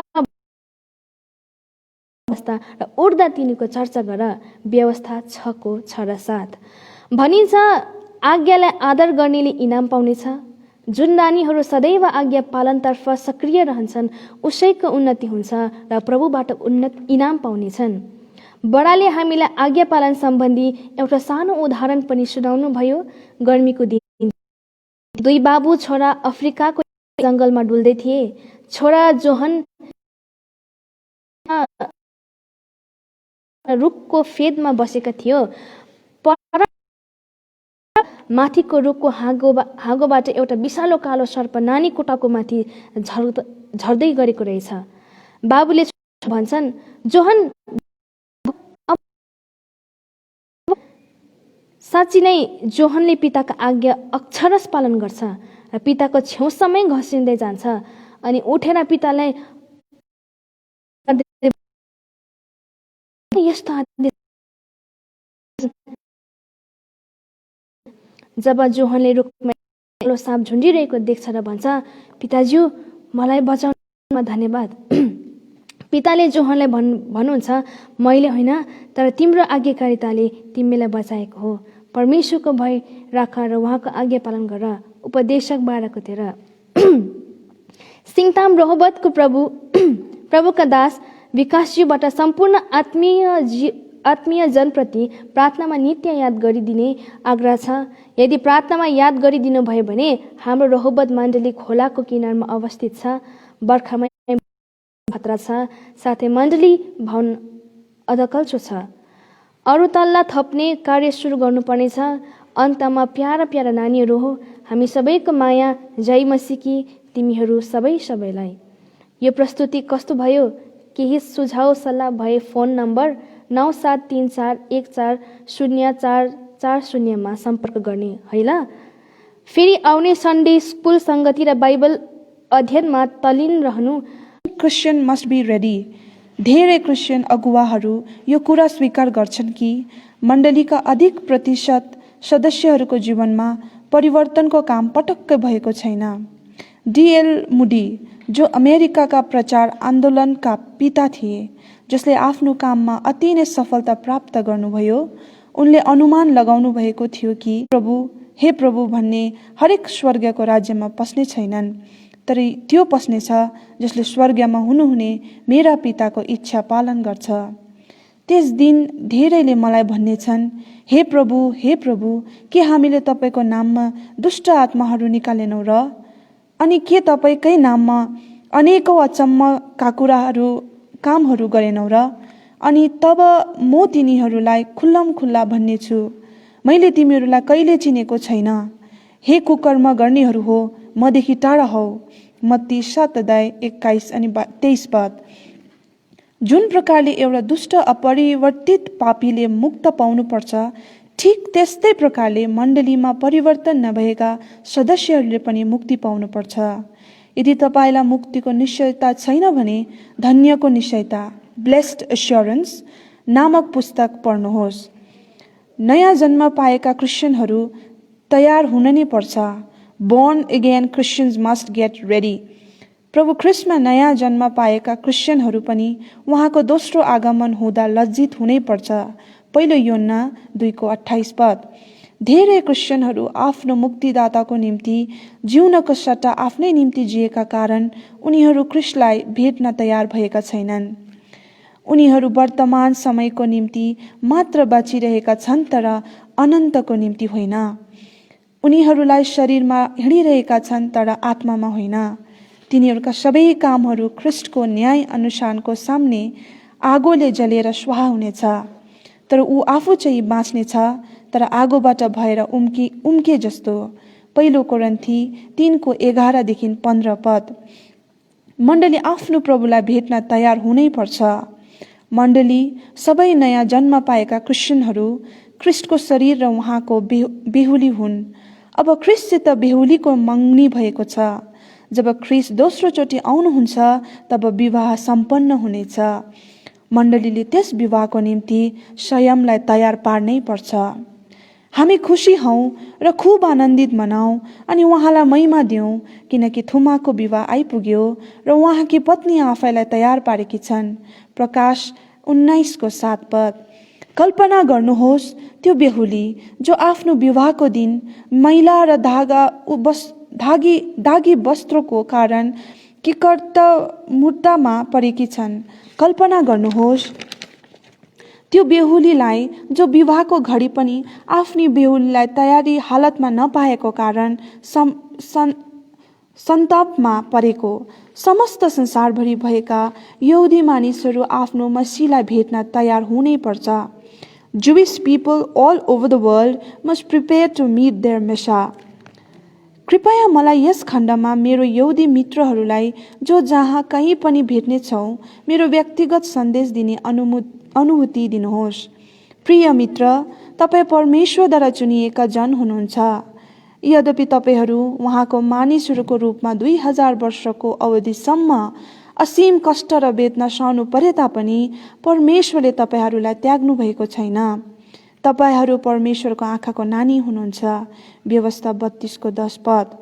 बाइबलले भन्दछ, आफ्नो बचेराहरूमाथि नजर राखी कावा खाने पखेटा फैलाए, बचेरालाई थाम्ने र आफ्नो पखेटामा बोक्ने गुरुङले झै परमप्रभुको एक्लैले तिनलाई अगुवाई गर्नुभयो। व्यवस्था 32:11 पद। जो यो समयको अन्तारतिर परमेश्वरले तपाईँहरूलाई जलेर नाश हुनदेखि बचाउन चाहनुहुन्छ, यदि केवल तपाईँहरूले उहाँको आज्ञा मान्नुभयो भने। उहाँले तपाईँहरूलाई अनन्तको प्रेमले प्रेम गर्नुभएको छ। यर्मिया 31:3 पद। म तपाईँहरूसित विनम्र विन्ती गर्दछु कि कृपया परमेश्वरदेखि तर्केर आफ्नो हृदयलाई कठोर नपार्नुहोस्। मसित भजन 15 अध्याय पढ्नुहोस्। आओ हामी परमप्रभुका निम्ति गाउँ, हाम्रो उद्धारकर्ता चट्टानका निम्ति आनन्दको स्वर निकालौँ। धन्यवादसित साथ उहाँको उपस्थितिमा आउँ र उहाँका निम्ति भजनहरू गाउँदै आनन्दको स्वर निकालौँ, किनकि परमप्रभु महान परमेश्वर हुनुहुन्छ र सबै देवताहरूको माथि महान राजा हुनुहुन्छ। पृथ्वीका गहिरा गहिरा ठाउँहरू उहाँकै हुन्। समुद्र उहाँकै हो र उहाँले नै त्यसलाई बनाउनु भयो अनि उहाँकै हातहरूले सुक्खा भूमि बनाए। आओ हामी धन्यवाद गरौँ र निहुरौँ, हाम्रो सृष्टिकर्ता परमप्रभुको सामु घोडा टेकौँ, किनकि उहाँ नै हाम्रो परमेश्वर हुनुहुन्छ अनि हामी चाहिँ उहाँको खड्काको प्रजा र उहाँको हातका भेडाहरू हौँ। आज तिमीहरूले उहाँको आवाज सुन्यौ भने मरिबामा झै र उजाड स्थान, यो सायद मरुभूमिमा झै होला, प्रिन्ट मिस्टेक रहेछ, र उजाड स्थानमा मसीहको दिनमा झै मसाको दिनमा झै आफ्नो हृदय कठोर नपारा। जुन समयमा तिमीहरूका पिता पुर्खाले मलाई परीक्षा गरे, मलाई जाँचेर मेरा काम देखे, 40 वर्षसम्म म त्यस पुस्तासँग दुखित भए र भने, यो जाति आफ्नो हृदयमा भट्केर जाने जाति हो अनि तिनीहरूले मेरा मार्गहरू जानेका छैनन्। यसकारण मैले आफ्नो क्रोधमा कसम खाए, तिनीहरू मेरा विश्राममा पस्न पाउने छैनन्। तपाईहरूको र मेरो परमेश्वर करुणा औ दयाको परमेश्वर हुनुहुन्छ, साथै उहाँ क्रोधको पनि परमेश्वर हुनुहुन्छ, साथै प्रेमको परमेश्वर हुनुहुन्छ। तर उहाँ पवित्र हुनुभएकोले पापीलाई चाहिँ दण्ड नदी छोड्नुहुन्न। यदि परमेश्वरले पापलाई अनदेखी यानि ओभरलुक गर्नुहुन्छ भने उहाँ पवित्र हुनुहुन्न। परमेश्वरले पापीहरूलाई प्रेम गर्नुहुन्छ तर उसमा भएको पापलाई चाहिँ घृणा गर्नुहुन्छ। हामी सोझै कुरा गरौँ न। म सहजै बुझ्न सक्छु कि किन ती क्रिस्चियन नाम लिनेहरूप्रति यहुदी मानिसहरूको यति विघ्न घृणा छ, किनकि उनीहरूले ती क्रिस्चियन कहलाइनेद्वारा अति दुःख र कष्ट भोगेका थिए। तर प्रिय मित्रगण, तपाईहरूले बुझ्नु नभएको कुरा चाहिँ यो छ कि धेरै ख्रिस्टका नाम लिने मानिसहरू सबै क्रिस्चियन होइनन्। तिनीहरू र शैतानिक सिद्धान्तका शैतानिक सिस्टम एउटै शाखा हुन् जसले साँचो क्रिस्चियनहरूका एकदमै विरोध गर्दछन्। त्यो सत्य कुरा हो कि प्रत्येक सच्चा क्रिस्चियन यहुदी मानिसहरूको एउटा मित्र हुन्। म खेदित छु, यानी रिग्रेट, कारण विगत समयहरूमा यो सत्यता कायम हुन सकेन र अब यस्तै उदाहरणहरू दोहोरिन्छ भन्ने कुरा पनि सत्य होइन। तापनि तपाईहरूलाई सत्यताबाट वञ्चित राख्नलाई अरूको त्यस मूर्खतामा नलाग्नुहोस्। ख्रिस्ट प्रभुको विरोधमा सधैँ शत्रुता आफ्नो हृदयमा राखेर तपाईहरूले के प्राप्त गर्नुहुन्छ? बाइबलले भन्दछ, जबसम्म अन्यजातिहरूको पूरा सङ्ख्याभित्र आउँदैनन् तबसम्म इजरायलमाथि केही मात्रामा अन्धापना आएको छ। रोमी 11:25 यीशुले भन्नुभयो, अन्य जातिहरूका समयहरूमा पूरा नहुन्जेल यरुशलेम चाहिँ अन्य जातिद्वारा कुल्चीमिल्ची गरिनेछ। लुका 21:24 तपाईहरूलाई थाहा छ, साथै मलाई पनि, कि प्रथमचोटि यरुशलेम सहर प्राय 2000 वर्षसम्म यहुदीहरूको हातमा थियो। यो हुन पनि सक्छ यस उसले कि हामी अब अन्य जातिहरूको समय सिधियो भनी निष्कर्षमा पुग्यौँ भनेर हाम फालेर जानु सजिलो पर्ला, तर विषय चाहिँ यस्तो होइन। दुवै पुरानो र नयाँ नियममा वर्णन भए बमोजिम सम्पूर्ण संसारका मानिसहरू व्यापक रूपले र यहुदी मानिसहरू चाहिँ विशेष रूपले शीघ्र नै त्यस 7 वर्षको अवधिका निम्ति त्यस भयङ्कर क्लेशबाट भएर जानुपर्छ। त्यस अवधिमा यरुशलेम सहर 3 वर्ष छ। महिनाका निम्ति अन्य जातिहरूले कुल्चीमिल्ची गर्नेछन्। 3.5 वर्षको अन्तमा अन्य जातिहरूको समय सिद्धिनेछ। प्रिय मित्र, यस विषयमा किन अव्यावहारिक यानी कि स्पेकुलेट हुनुहुन्छ कि परमेश्वरसित बहस आर्ग्यु गर्नुहुन्छ? बुद्धिमत्ता यस्तै छ कि तपाईँ परमेश्वरको सुखममा आउनु अनि उहाँसित मेलमिलाप गर्नु ताकि तपाईँ उहाँको क्रोधबाट बाँच्न सक्नुहोस् जो यस पृथ्वीमाथि खनाइरहनु हुँदैछ। परमेश्वरको प्रत्येक भविष्यवाणीका विस्तृत विवरण जो उहाँले भन्नुभयो पुरा भए अनि असाधारण प्रकारले पुरा भइरहेको छ औ पुरा हुनेवाला छ। भविष्यवाणीका किताब सत्य रहेछ भने यसले तपाईहरूलाई कायल पार्नेछ। अरू जाति र वंशहरूभन्दा यहुदी मानिसहरू बढी मात्रामा ख्रिस्टतर्फ आइरहेका छन्। के यो कुरा तपाईहरूलाई थाहा छ? यशाया 53 अध्याय अनि दानियल 9:24देखि 27 को अध्ययनद्वारा शताब्दीदेखि नै हजारौं यहुदी मानिसहरू यीशु नै उहाँहरूको मसीह हुन् कायल भनेका छन्। म तपाईहरूलाई स्मरण दिलाउन चाहन्छु कि सत्यतालाई ज्योतिसित प्रकट गर्नुमा कुनै भय हुँदैन। बरु केही समयको निम्ति रोकिएर यस बयान सम्बन्धी ध्यानसित सोच्नुहोस्। ज्योतिसित सत्यता कुनै प्रकारले ढक्दैन भने किन तपाईहरू नयाँ नियमलाई सच्चा हृदय र खुल्ला मनले पढ्नुहुन्न? यही नयाँ नियम पढ्नाले हजारौं यहुदी मानिसहरूले यीशु नै हाम्रो मसीह हुनुहुन्छ भनी पत्ता लगाए। प्रिय मित्र, यदि तपाईँ ख्रिस्टतिर फर्कनु भयो भने त्यस भयानक सङ्कटकालदेखि बाँच्न सक्नुहुन्छ। उहाँमाथि विश्वास गर्ने जो कोही पनि त्यस डरलाग्दो समयको सुरुवातभन्दा पहिले नै ईश्वरीय सामर्थ्यद्वारा स्वर्गमा उठाइनेछ। पहिले थिस्सलुनी 4:13-18 हामीले अरूलाई पनि तयार पार्नै पर्छ। यदि तपाईँले मुक्ति पाउनु भएको छ भने परमेश्वरले तपाईँलाई अरूलाई पनि ख्रिस्टमा ल्याउनलाई प्रयोग गर्न चाहनुहुन्छ। मर्कुस 1:17 तपाईँ ख्रिस्टको निम्ति एउटा साक्षी भएको चाहनुहुन्छ। प्रेरित 1:8 उहाँले तपाईँलाई जो जलिरहेका छन् त्यस अवस्थाबाट जल्नदेखि बचाउने व्यक्ति भएको चाहनुहुन्छ। आमोस 8:11 यहुदा 23 हरेक क्रिस्चियनहरूलाई विश्व प्रचारमा ठुलो योगदान राखोस् भन्ने प्रभुको इच्छा छ। संसारको जनसङ्ख्या 2/3 पनि ख्रिस्टका सुसमाचार सुन्न पाएका छैनन्। संसारको प्राय 15 करोड जवान मानिसहरूले कहिले पनि ख्रिस्टका प्रचार सुनेका छैनन्। संसारका 30 लाख सहर, बजार र गाउँहरूमा ख्रिस्टको साक्षी हेतु सुसमाचारका आशयहरू पुगेका छैनन्। 2000 जातिले यानि कि ट्राइब्स आफ्नो भाषामा कुनै पनि परमप्रभु परमेश्वरको वचन प्राप्त गर्न सकेका छैनन्। ख्रिस्टको आज्ञाकारितामा भई यिनीहरूसम्म सुसमाचार पुर्याउनेको निम्ति तपाईँले के गर्नुहुँदैछ त? यसको जिम्मेवार तपाईँ हुनुहुन्छ अनि यी सब लेखा तपाईँले दिनुपर्छ। हितोपदेश 24:10-12 पद। हेर, म ढोकामा उभिन्छु र ढकढकाउँछु। कसैले मेरो स्वर सुन्यो र ढोका खोल्यो भने म उसका भित्र आउनेछु र उसँग भोजन खानेछु अनि उसले मसँग खानेछ। प्रकाश 3:20। अनि आत्मा र दुलहीले भन्नुहुन्छ आऊ, अनि जसले सुन्छ उसले भनोस् आऊ, अनि जो तिर्खाउँछ आऊ, अनि जसले चाहन्छ उसले सित्तैमा जीवनको पानी ल्याओस्। प्रकाश 22:17 पद। यदि हामीले परमेश्वरको अनमोल र साँचो प्रेमलाई पाएका छौँ भने, यो नयाँ पाठ है, हुन्छ कन्टिन्यू गर्नु के? र मैले अघि भनिहालेँ यो लेखकले 2टा पाठ लेख्नु भएको रहेछ। एउटा पाठ मैले पढिसकेँ र अर्को पाठको शीर्षक रहेछ तर प्रभु यीशुको प्रेम अनन्तलाई हो।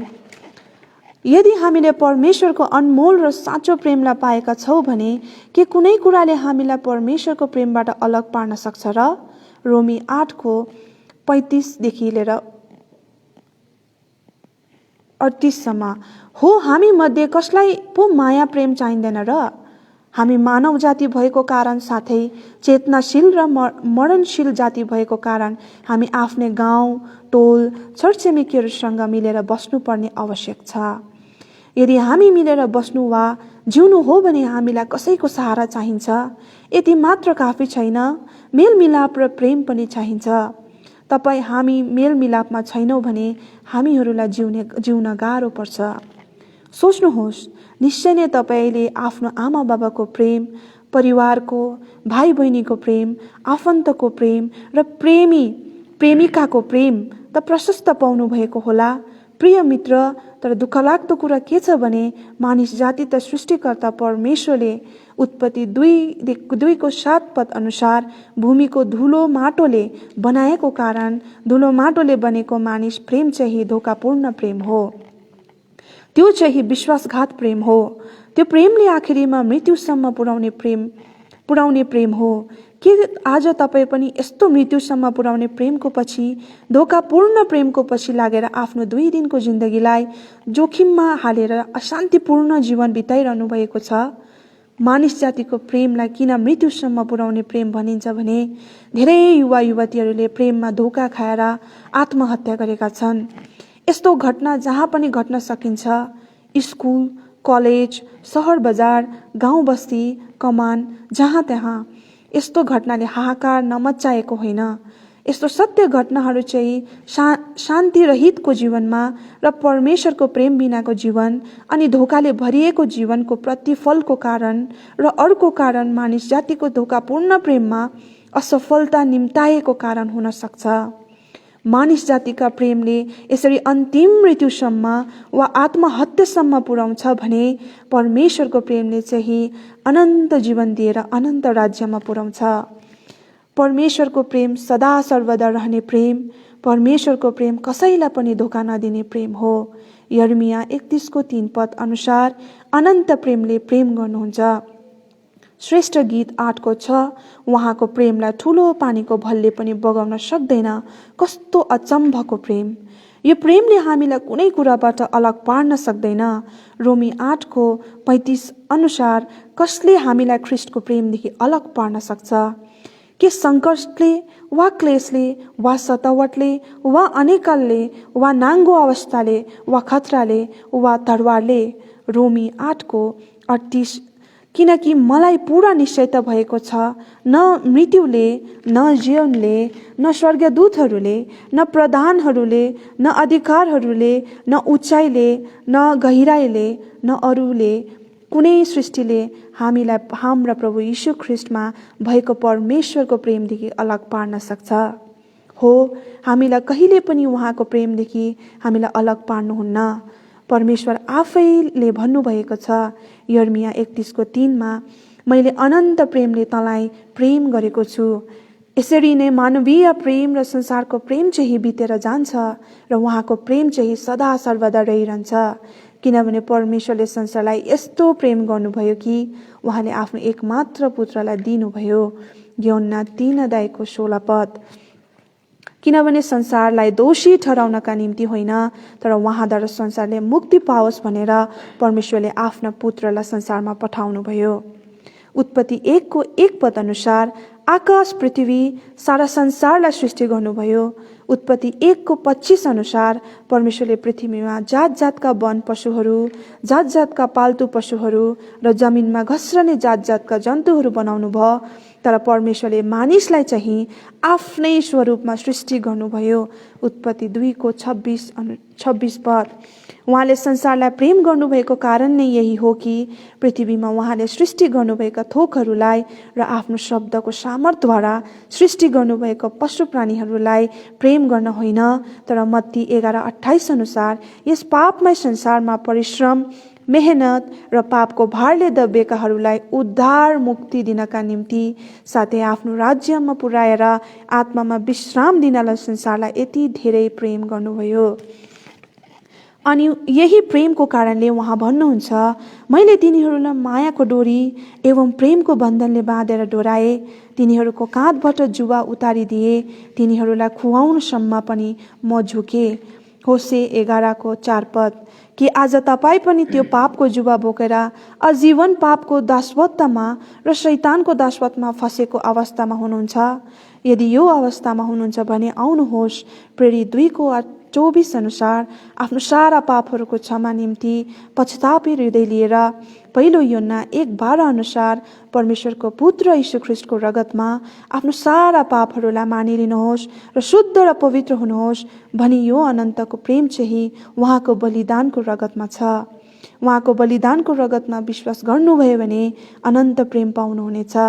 यदि तपाईँले अनुग्रहको समय हुँदै प्रभु यीशु मसीहको बलिदानको रगतमा भजन 52 5 अनुसार जम्मैको पापलाई मानिलिनु भएन भने एक दिन तपाईँलाई लिन मृत्यु आउँदैछ। त्यो दिन तपाईँ मृत्युदेखि भागेर जाने ठाउँ कहीँ पनि पाउनुहुन्न। त्यो दिन मृत्युलाई जित्ने तपाईँको कुनै उपाय छैन। तपाईँलाई चिच्याउँदै मृत्युको वशमा पर्नुपर्छ वा मृत्युमा भएर जानुपर्छ। तपाईँको भौतिक शरीर माटोसँग मिल्छ, तर तपाईँको अमूल्य आत्मा चाहिँ कहाँ जान्छ?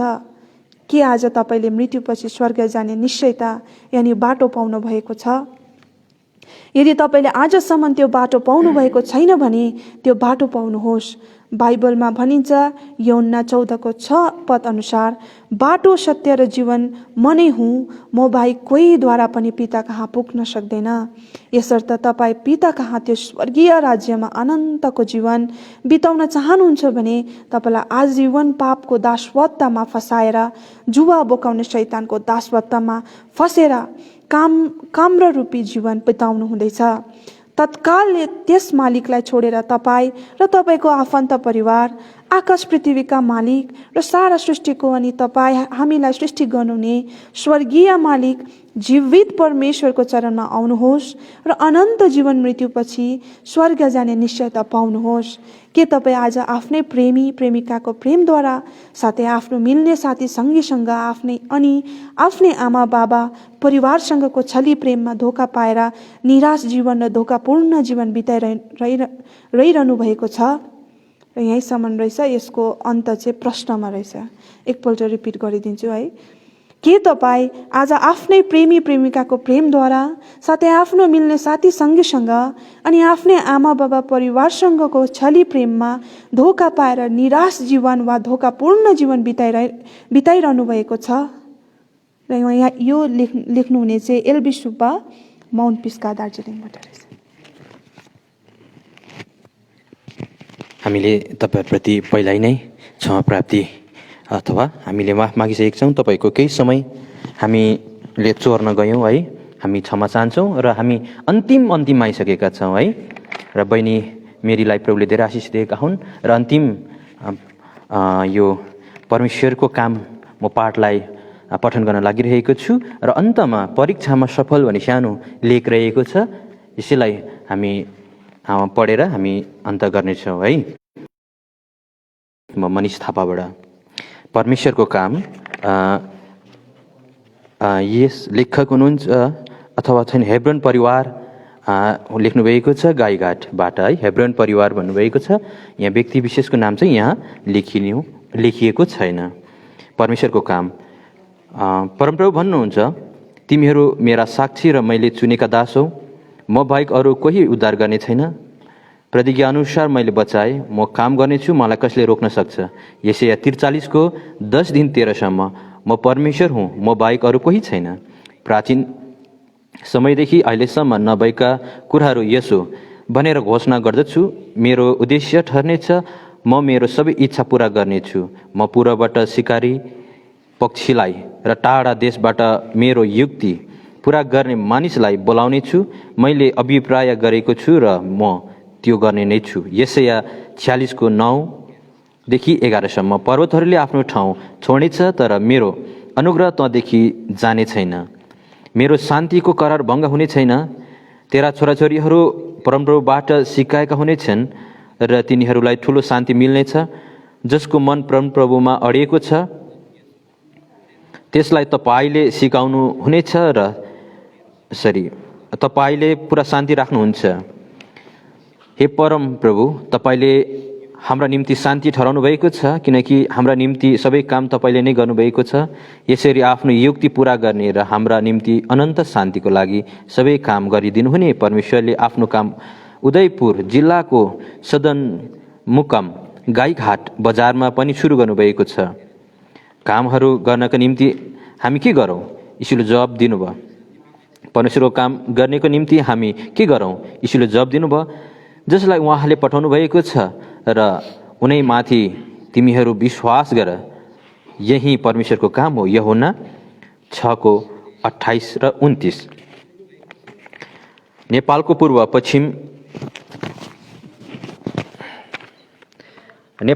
पश्चिम महेन्द्र राजमार्गमा पर्ने कदामहादेखि करिब 27 किलोमिटर उत्तरमा पर्ने चुरे पहाडदेखि भित्र उत्तर पूर्वी र पश्चिमी भाग पहाडी इलाका, त्यस बीचमा पर्ने भित्री मधेस खण्ड उदयपुर जिल्लाको सदरमुकाम गाईघाट बजारलाई पश्चिम दक्षिणपट्टि त्रियुग नदी, पूर्व उत्तरपट्टिबाट बरुवा खोलाले घेरेको छ। गाईघाट बजारदेखि उत्तर पूर्वपट्टि बरुवा खोलाको किनारको जङ्गल छेउ नवनिर्मित हेब्रोन प्रार्थना भवन छ।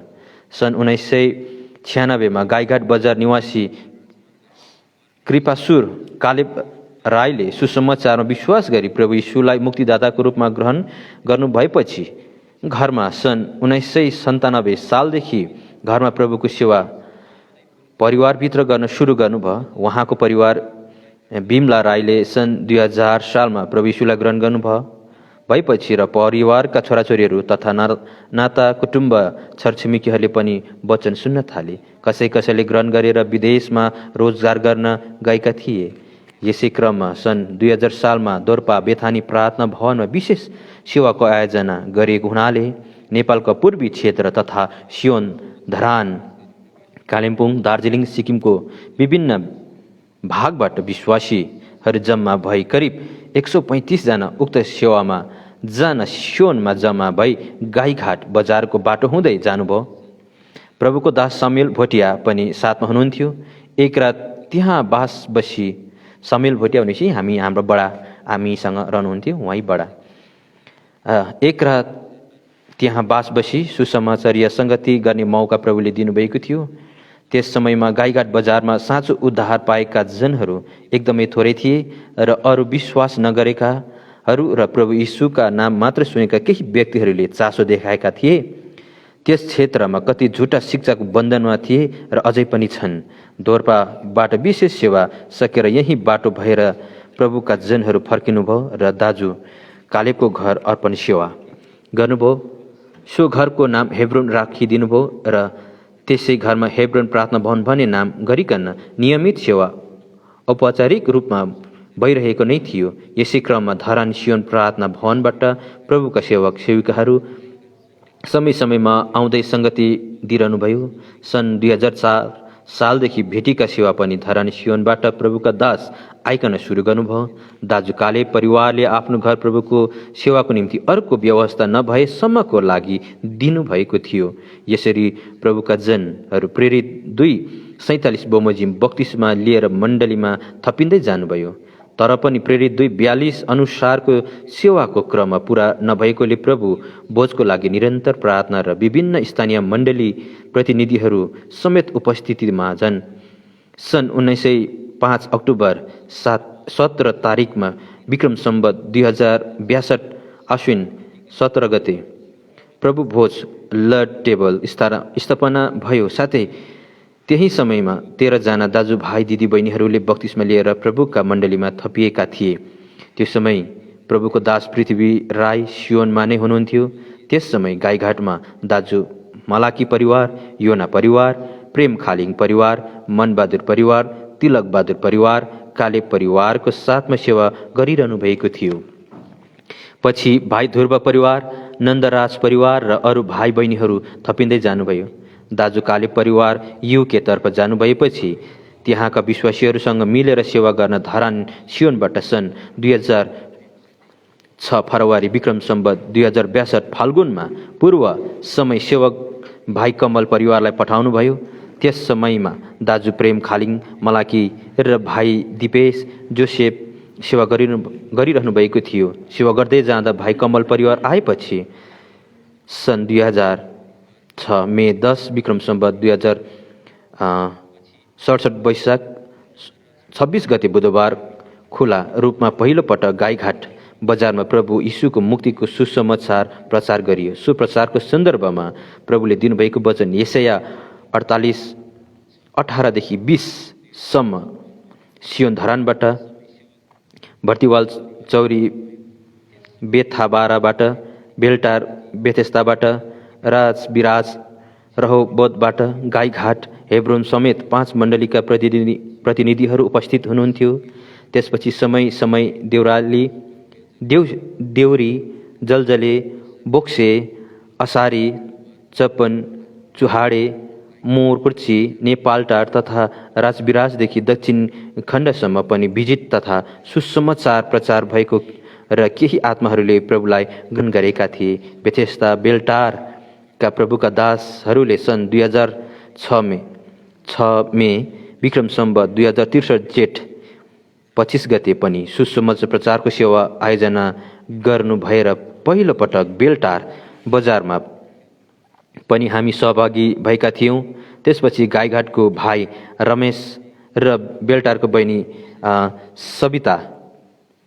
सविताको सन् 2006 जुन 22-23 विक्रम सम्वत 2063 असार 8 र 9 गते क्रमश मङ्गनी र पवित्र विवाह पनि सम्पन्न गर्न प्रभुले सहायता गर्नुभएको थियो। यसरी सेवामा प्रभुले आशिष दिइरहनु भएको बेला अचानक परिस्थितिवश भाइ कमल परिवार धरान सियोन तर्फ जानुभयो। त्यसपछि स्थानीय दाजुभाइहरू, दाजु योना पनि इन्डियन आर्मी बाट रिटायर्ड भएपछि थपिएर सेवा गर्दै जानुभयो। भाइ जोसेफ विदेश जानुभएपछि उहाँको बुवा पावल परिवार गाईघाट झर्नुभयो। त्यो समयमा पनि 3 दिनसम्म प्रभुको सुसमाचार प्रचार भएको थियो र भाइ मर्कुस पनि त्यस समयमा त्यही हुनुहुन्थ्यो र अहिले परिवार सहित हुनुहुन्छ। जमिन र प्रार्थना भवनको लागि प्रार्थना भइरहेको थियो। प्रभुले प्रार्थनाको उत्तरमा एउटा जमिन दिनुभयो, तर सो जमिनमा पुग्नलाई बाटो थिएन। यसको लागि पनि सबै मण्डलीले प्रार्थना गरिदिइरहनुभयो। प्रार्थनाको उत्तरमा बाटो तथा भवन निर्माणको काम पाहुनाघर र किचन समेत बनाउनु प्रभुले ठुलो सहायता दिनुभयो। यसको लागि प्रभुलाई धन्यवाद होस्। हिब्रू 3:4, भजन 126:3, कलसी 3:17 प्रार्थनासहित तथा सहयोग दिएर परमेश्वरलाई महिमा दिन सहायता पुर्याउनु हुने सम्पूर्ण विश्वमा रहेका स्थानीय मण्डलीका सन्तगणहरूलाई समेत धन्यवाद दिन्छौँ। सन् 1997 देखि 2011 अगस्तसम्म आफ्नो घर प्रभुको सेवाको लागि खोलिदिनु हुने दाजु काले परिवारलाई पनि धन्यवाद दिन्छौँ। उक्त भवन निर्माणको कार्य सम्पन्न भएपछि समर्पण तथा सुसमाचार प्रचार सेवा गर्न प्रभुले हामीलाई आत्मामा उत्साह दिइरहनु भएको थियो। प्रार्थनाको उत्तरमा सन् 2011 अगस्त 12 विक्रम सम्वत 2068 श्रावण 27 गते शुक्रबार नवनिर्मित हेब्रोन प्रार्थना भवन समर्पण सेवा तथा सुसमाचार प्रचार समेत गर्ने मौका मिलाइदिनु भयो। उक्त सेवामा कालिम्पोङ एलसीदाई मार्फत मङ्पुबाट दाजु सामेल भोटिया र पुरन थापा सियोन, धरानबाट दाजु याम विजय तथा भाइ कमल र अरू दाजु भाइ तथा दिदी बहिनीहरू आउनुभयो। गोसेन सातो बाटो ललितपुरबाट दाजु तिमोथी र रुबेन गजुरबा पनि आउनुभयो। बेलटार बेथेस्ता भर्तीवाल चौरी बेथावारा Tarahara Ebenezer Birtamod El Hanan Damak Bethel Budhbare El Shaddai Gauriganj El Sabaoth Fikkal El जावेद वाङ्गे Emmaus Kathare Canaan UK Bethel मण्डलीबाट समेत मण्डली प्रतिनिधिहरूको उपस्थिति थियो। कालेब दाजु परिवार सहित युकेबाट आउनु भएको थियो। उक्त भवन निर्माण समर्पण सेवापछि त्यही दिन 3 बजेदेखि सुसमाचार प्रचारको आयोजना गरिएको थियो। करिब 300 जना प्रभुको जनहरूको उपस्थितिमा नवनिर्मित हेब्रोन भवन प्रार्थना भवनबाट भजन स्तुति सहित प्रचार गर्दै पुरानो गाईघाट बजार हुँदै सारा धन्यवाद बजार परिक्रम तथा चौक सुसमाचार प्रचार गरी पुन 7 बजे हेब्रोन प्रार्थना भवनमा फर्किएर प्रभुलाई दाजुभाइ 2 जना दिदीबहिनीहरूले बक्तिस्माको गवाई दिनुभयो। 1 जना बहिनीले प्रभुलाई ग्रहण गर्नुभयो। धेरैजना खोजी आत्माहरू वचन सुन्न आएका थिए। 29 गते आइतबार नयाँ भवनमा आराधना सेवा सम्पन्न। भोलिपल्ट 30 गते दाजु योनाको नवनिर्मित घर प्रभुमा समर्पण गरियो। सो घरको नाम प्रभुको दासले सालेम शान्ति राखिदिनुभयो र सोही दिन धरानका प्रभुका जनहरूसँग प्रभुका दास मङ्पुजानालाई धरानसम्म जानुभयो। 31 गते मङ्गलबार बिहान 5 बजे उपवास सहित धन्यवादी प्रार्थना सकेर प्रभुका सेवकहरू धरानतर्फ फर्किनुभयो। यी अन्तिम दिनहरूमा धेरै भ्रमहरू फैलिरहेका छन्। झुटा शिक्षाहरूको प्रभाव बढिरहेका छन्। तर सत्यमा सेवा गर्नेहरूको लागि पवित्र शास्त्रमा यस्तो लेखिएको छ, तर तिमी चाहिँ सबै कुरामा सचेत हौ, दुःख उठाऊ, सुसमाचार प्रचारको लागि काम गर, आफ्नो सेवा पुरा गर। दोस्रो तिमोथी 4:5। उहाँको सेवा पुरा गर्नको लागि सेवक सेविकाहरू आवश्यक भएकोले प्रभु यीशुले भन्नुभएको छ, साँच्चै फसल प्रशस्तै छ, तर खेतालाहरू थोरै छन्। उहाँले आफ्नो फसलमा खेतालाहरू पठाइदिउन् भनी प्रार्थना गर। यसकारण आजसम्म गरिदिनुभएका प्रार्थनाका लागि धन्यवाद दिँदै अझ उसो हाम्रा लागि परमेश्वरको काम गर्नको निम्ति प्रार्थना गरिदिनुहुन्न। सम्पूर्ण विश्वव्यापी स्थानीय मण्डलीका सन्तगणहरूलाई हार्दिक अनुरोध गर्दछौँ। तपाईँहरूको लागि पनि हामी प्रार्थना गर्दछौँ। मत्ती 9:37 र 38। परमेश्वरले हामीद्वारा काम गर्नु अघि हाम्रो हृदय माग्नुहुन्छ। हे मेरो छोरो, तिम्रो हृदय मलाई देऊ र तिम्रा आँखाहरूले मेरो चालहरू हेरुन्। हितोपदेश 23:26। यसकारण हामीले हाम्रो हृदय उहाँलाई सुम्पौँ, तब हामीद्वारा उहाँका काम हुनेछ र उहाँलाई, किनकि हामी असल कामहरूका निम्ति ख्रीष्ट यीशुमा सृजना गरिएका उहाँका हातका कारिगरी हौ, जुन कामहरूमा हामीले हिँड्नुपर्छ भनेर परमेश्वरले अघिबाटै तिनलाई तयार पार्नुभएको छ। एफिसी 2:10। जसले मलाई पठाउनुभयो उहाँको इच्छा पालन गर्नु र उहाँको काम गरी सिद्ध्याउनु नै मेरो भोजन हो। यूहन्ना 4:34। दिन हुँदाहुँदै मलाई पठाउनु हुनेका काम गरिहाल्नुपर्छ। रात आउँछ तब कसैले काम गर्न सक्दैन। यूहन्ना 9:4। यसकारण हामीसँग समय, धन, बुद्धि, समशक्ति हुँदाहुँदै हामीले पनि हामीलाई पठाउनु हुने सृष्टिकर्ता परमेश्वरको इच्छा बुझेर होसियारी साथ हामीलाई जिम्मा दिनुभएको काम गरी सिद्ध्याउँ र भन्न सकौँ, मैले आफ्नो दौड पुरा गरेको छु, विश्वासको रखवाली गरेको छु। अब उपरान्त मेरो लागि धार्मिकताको मुकुट राखिएको छ, जो चाहिँ धार्मिक न्यायकर्ता प्रभुले त्यस दिन उहाँको आगमनलाई प्रेम गर्ने सबैलाई पनि दिनुहुनेछ। दोस्रो तिमोथी 4:7 र 8। हेब्रोन परिवार गाईघाट। र हामीले यहाँ पढ्यौँ है, कालिम्पोङबाट मङ्पुबाट सामेल भोटिया हामी यहाँ लेखेको हामीले पढ्यौँ है। बडा हाम्रो साथमा हुनुहुन्छ, यहाँ मङ्पुबाट धेरै वृद्ध अवस्थामा हुनुहुन्छ र उहाँको छत्रछायामा प्रभुको अनुग्रहमा आज हामीले मण्डलीमा स्वीकार गरिरहेका छौँ र प्रभुले हामीलाई धेरै आशिष दिनुभएको छ र हामीले तपाईँको समय धेरै लियौँ। अब अन्तिम परीक्षामा सफल भन्ने छोटो लेख छ, भाइले पढिकन सिद्ध्याउनुहुन्छ।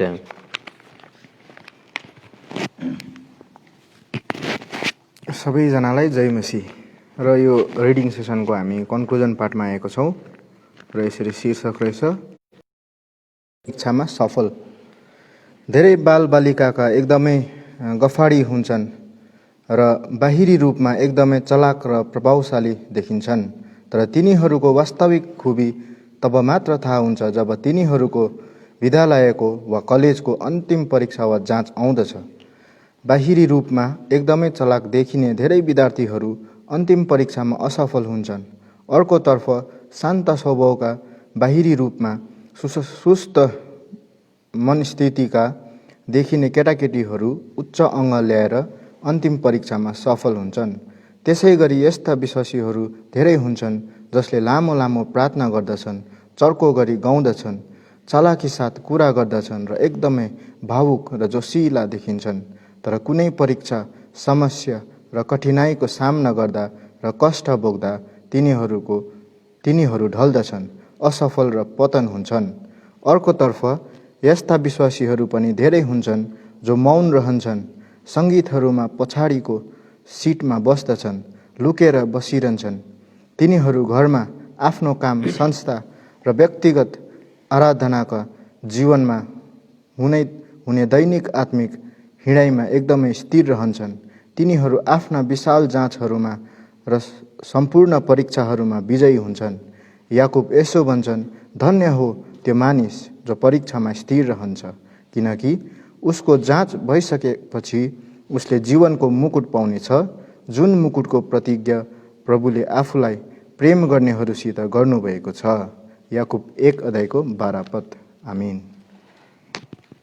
प्रभुको अनुग्रहमा हामीले तपाईँको धेरै समय लिएको कारणले है हामीले अब पढि सिद्ध्यायौँ र विशेष अब हामी तपाईँहरूदेखि छुट्टिनुभन्दा अगाडि हामी फेरि तपाईँहरूलाई सानो रिक्वेस्ट है निवेदन गर्दछौँ।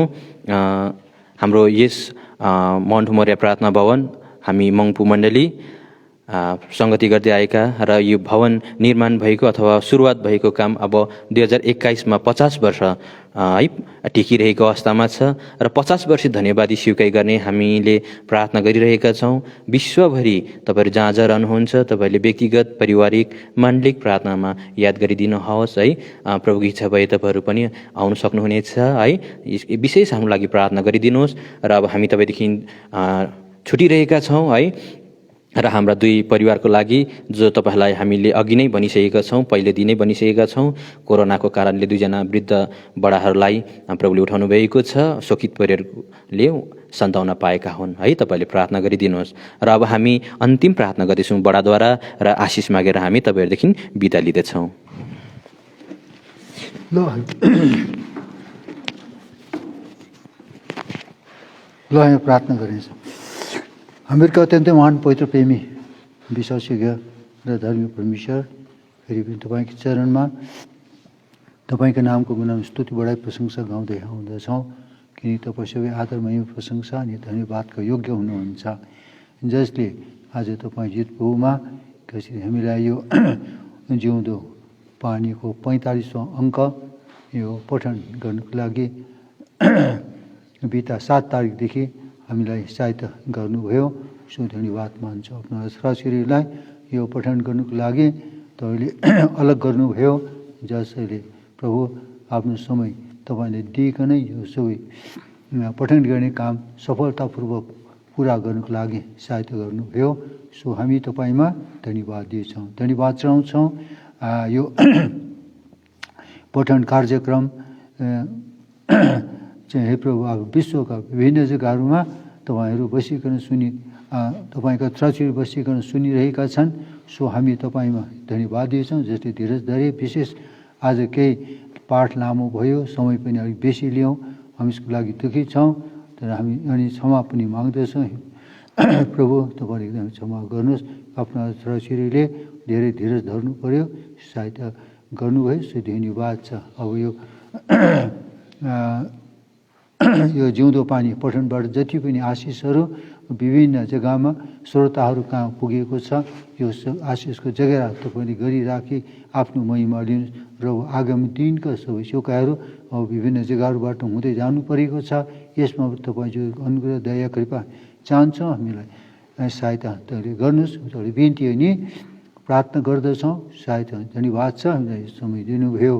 अब रहेका सम्पूर्ण समय जीवन तपाईँको हात सुम्पन्छौँ। सबै श्रोतागणलाई पनि तपाईँको हातमा सुम्पन्दै सबै आशिषको जगेरा गरी माग्दै बिन्ती उद्धारकर्ता मसीहको पवित्र नाममा धन्यवाद सही चढाउँछु। पिता सुनिकन ग्रहण गर्नुहोस्। अब हामीलाई मुक्ति दिनुहुने, शान्ति दिनुहुने प्रभु यीशु मसीहको अनुग्रह, परमेश्वर पिताको प्रेम र पवित्र आत्मा सौभाग्यता हामी हरेकसँग प्रियता विशेष जतिले जिउँदो पानीको पठनमा साथ दिए, यहाँ सबैको साथमा आजदेखि लिकन सदा सर्वदेखि साथ रहेको हुन्। आमीन। जय मसीह। जय मसीह।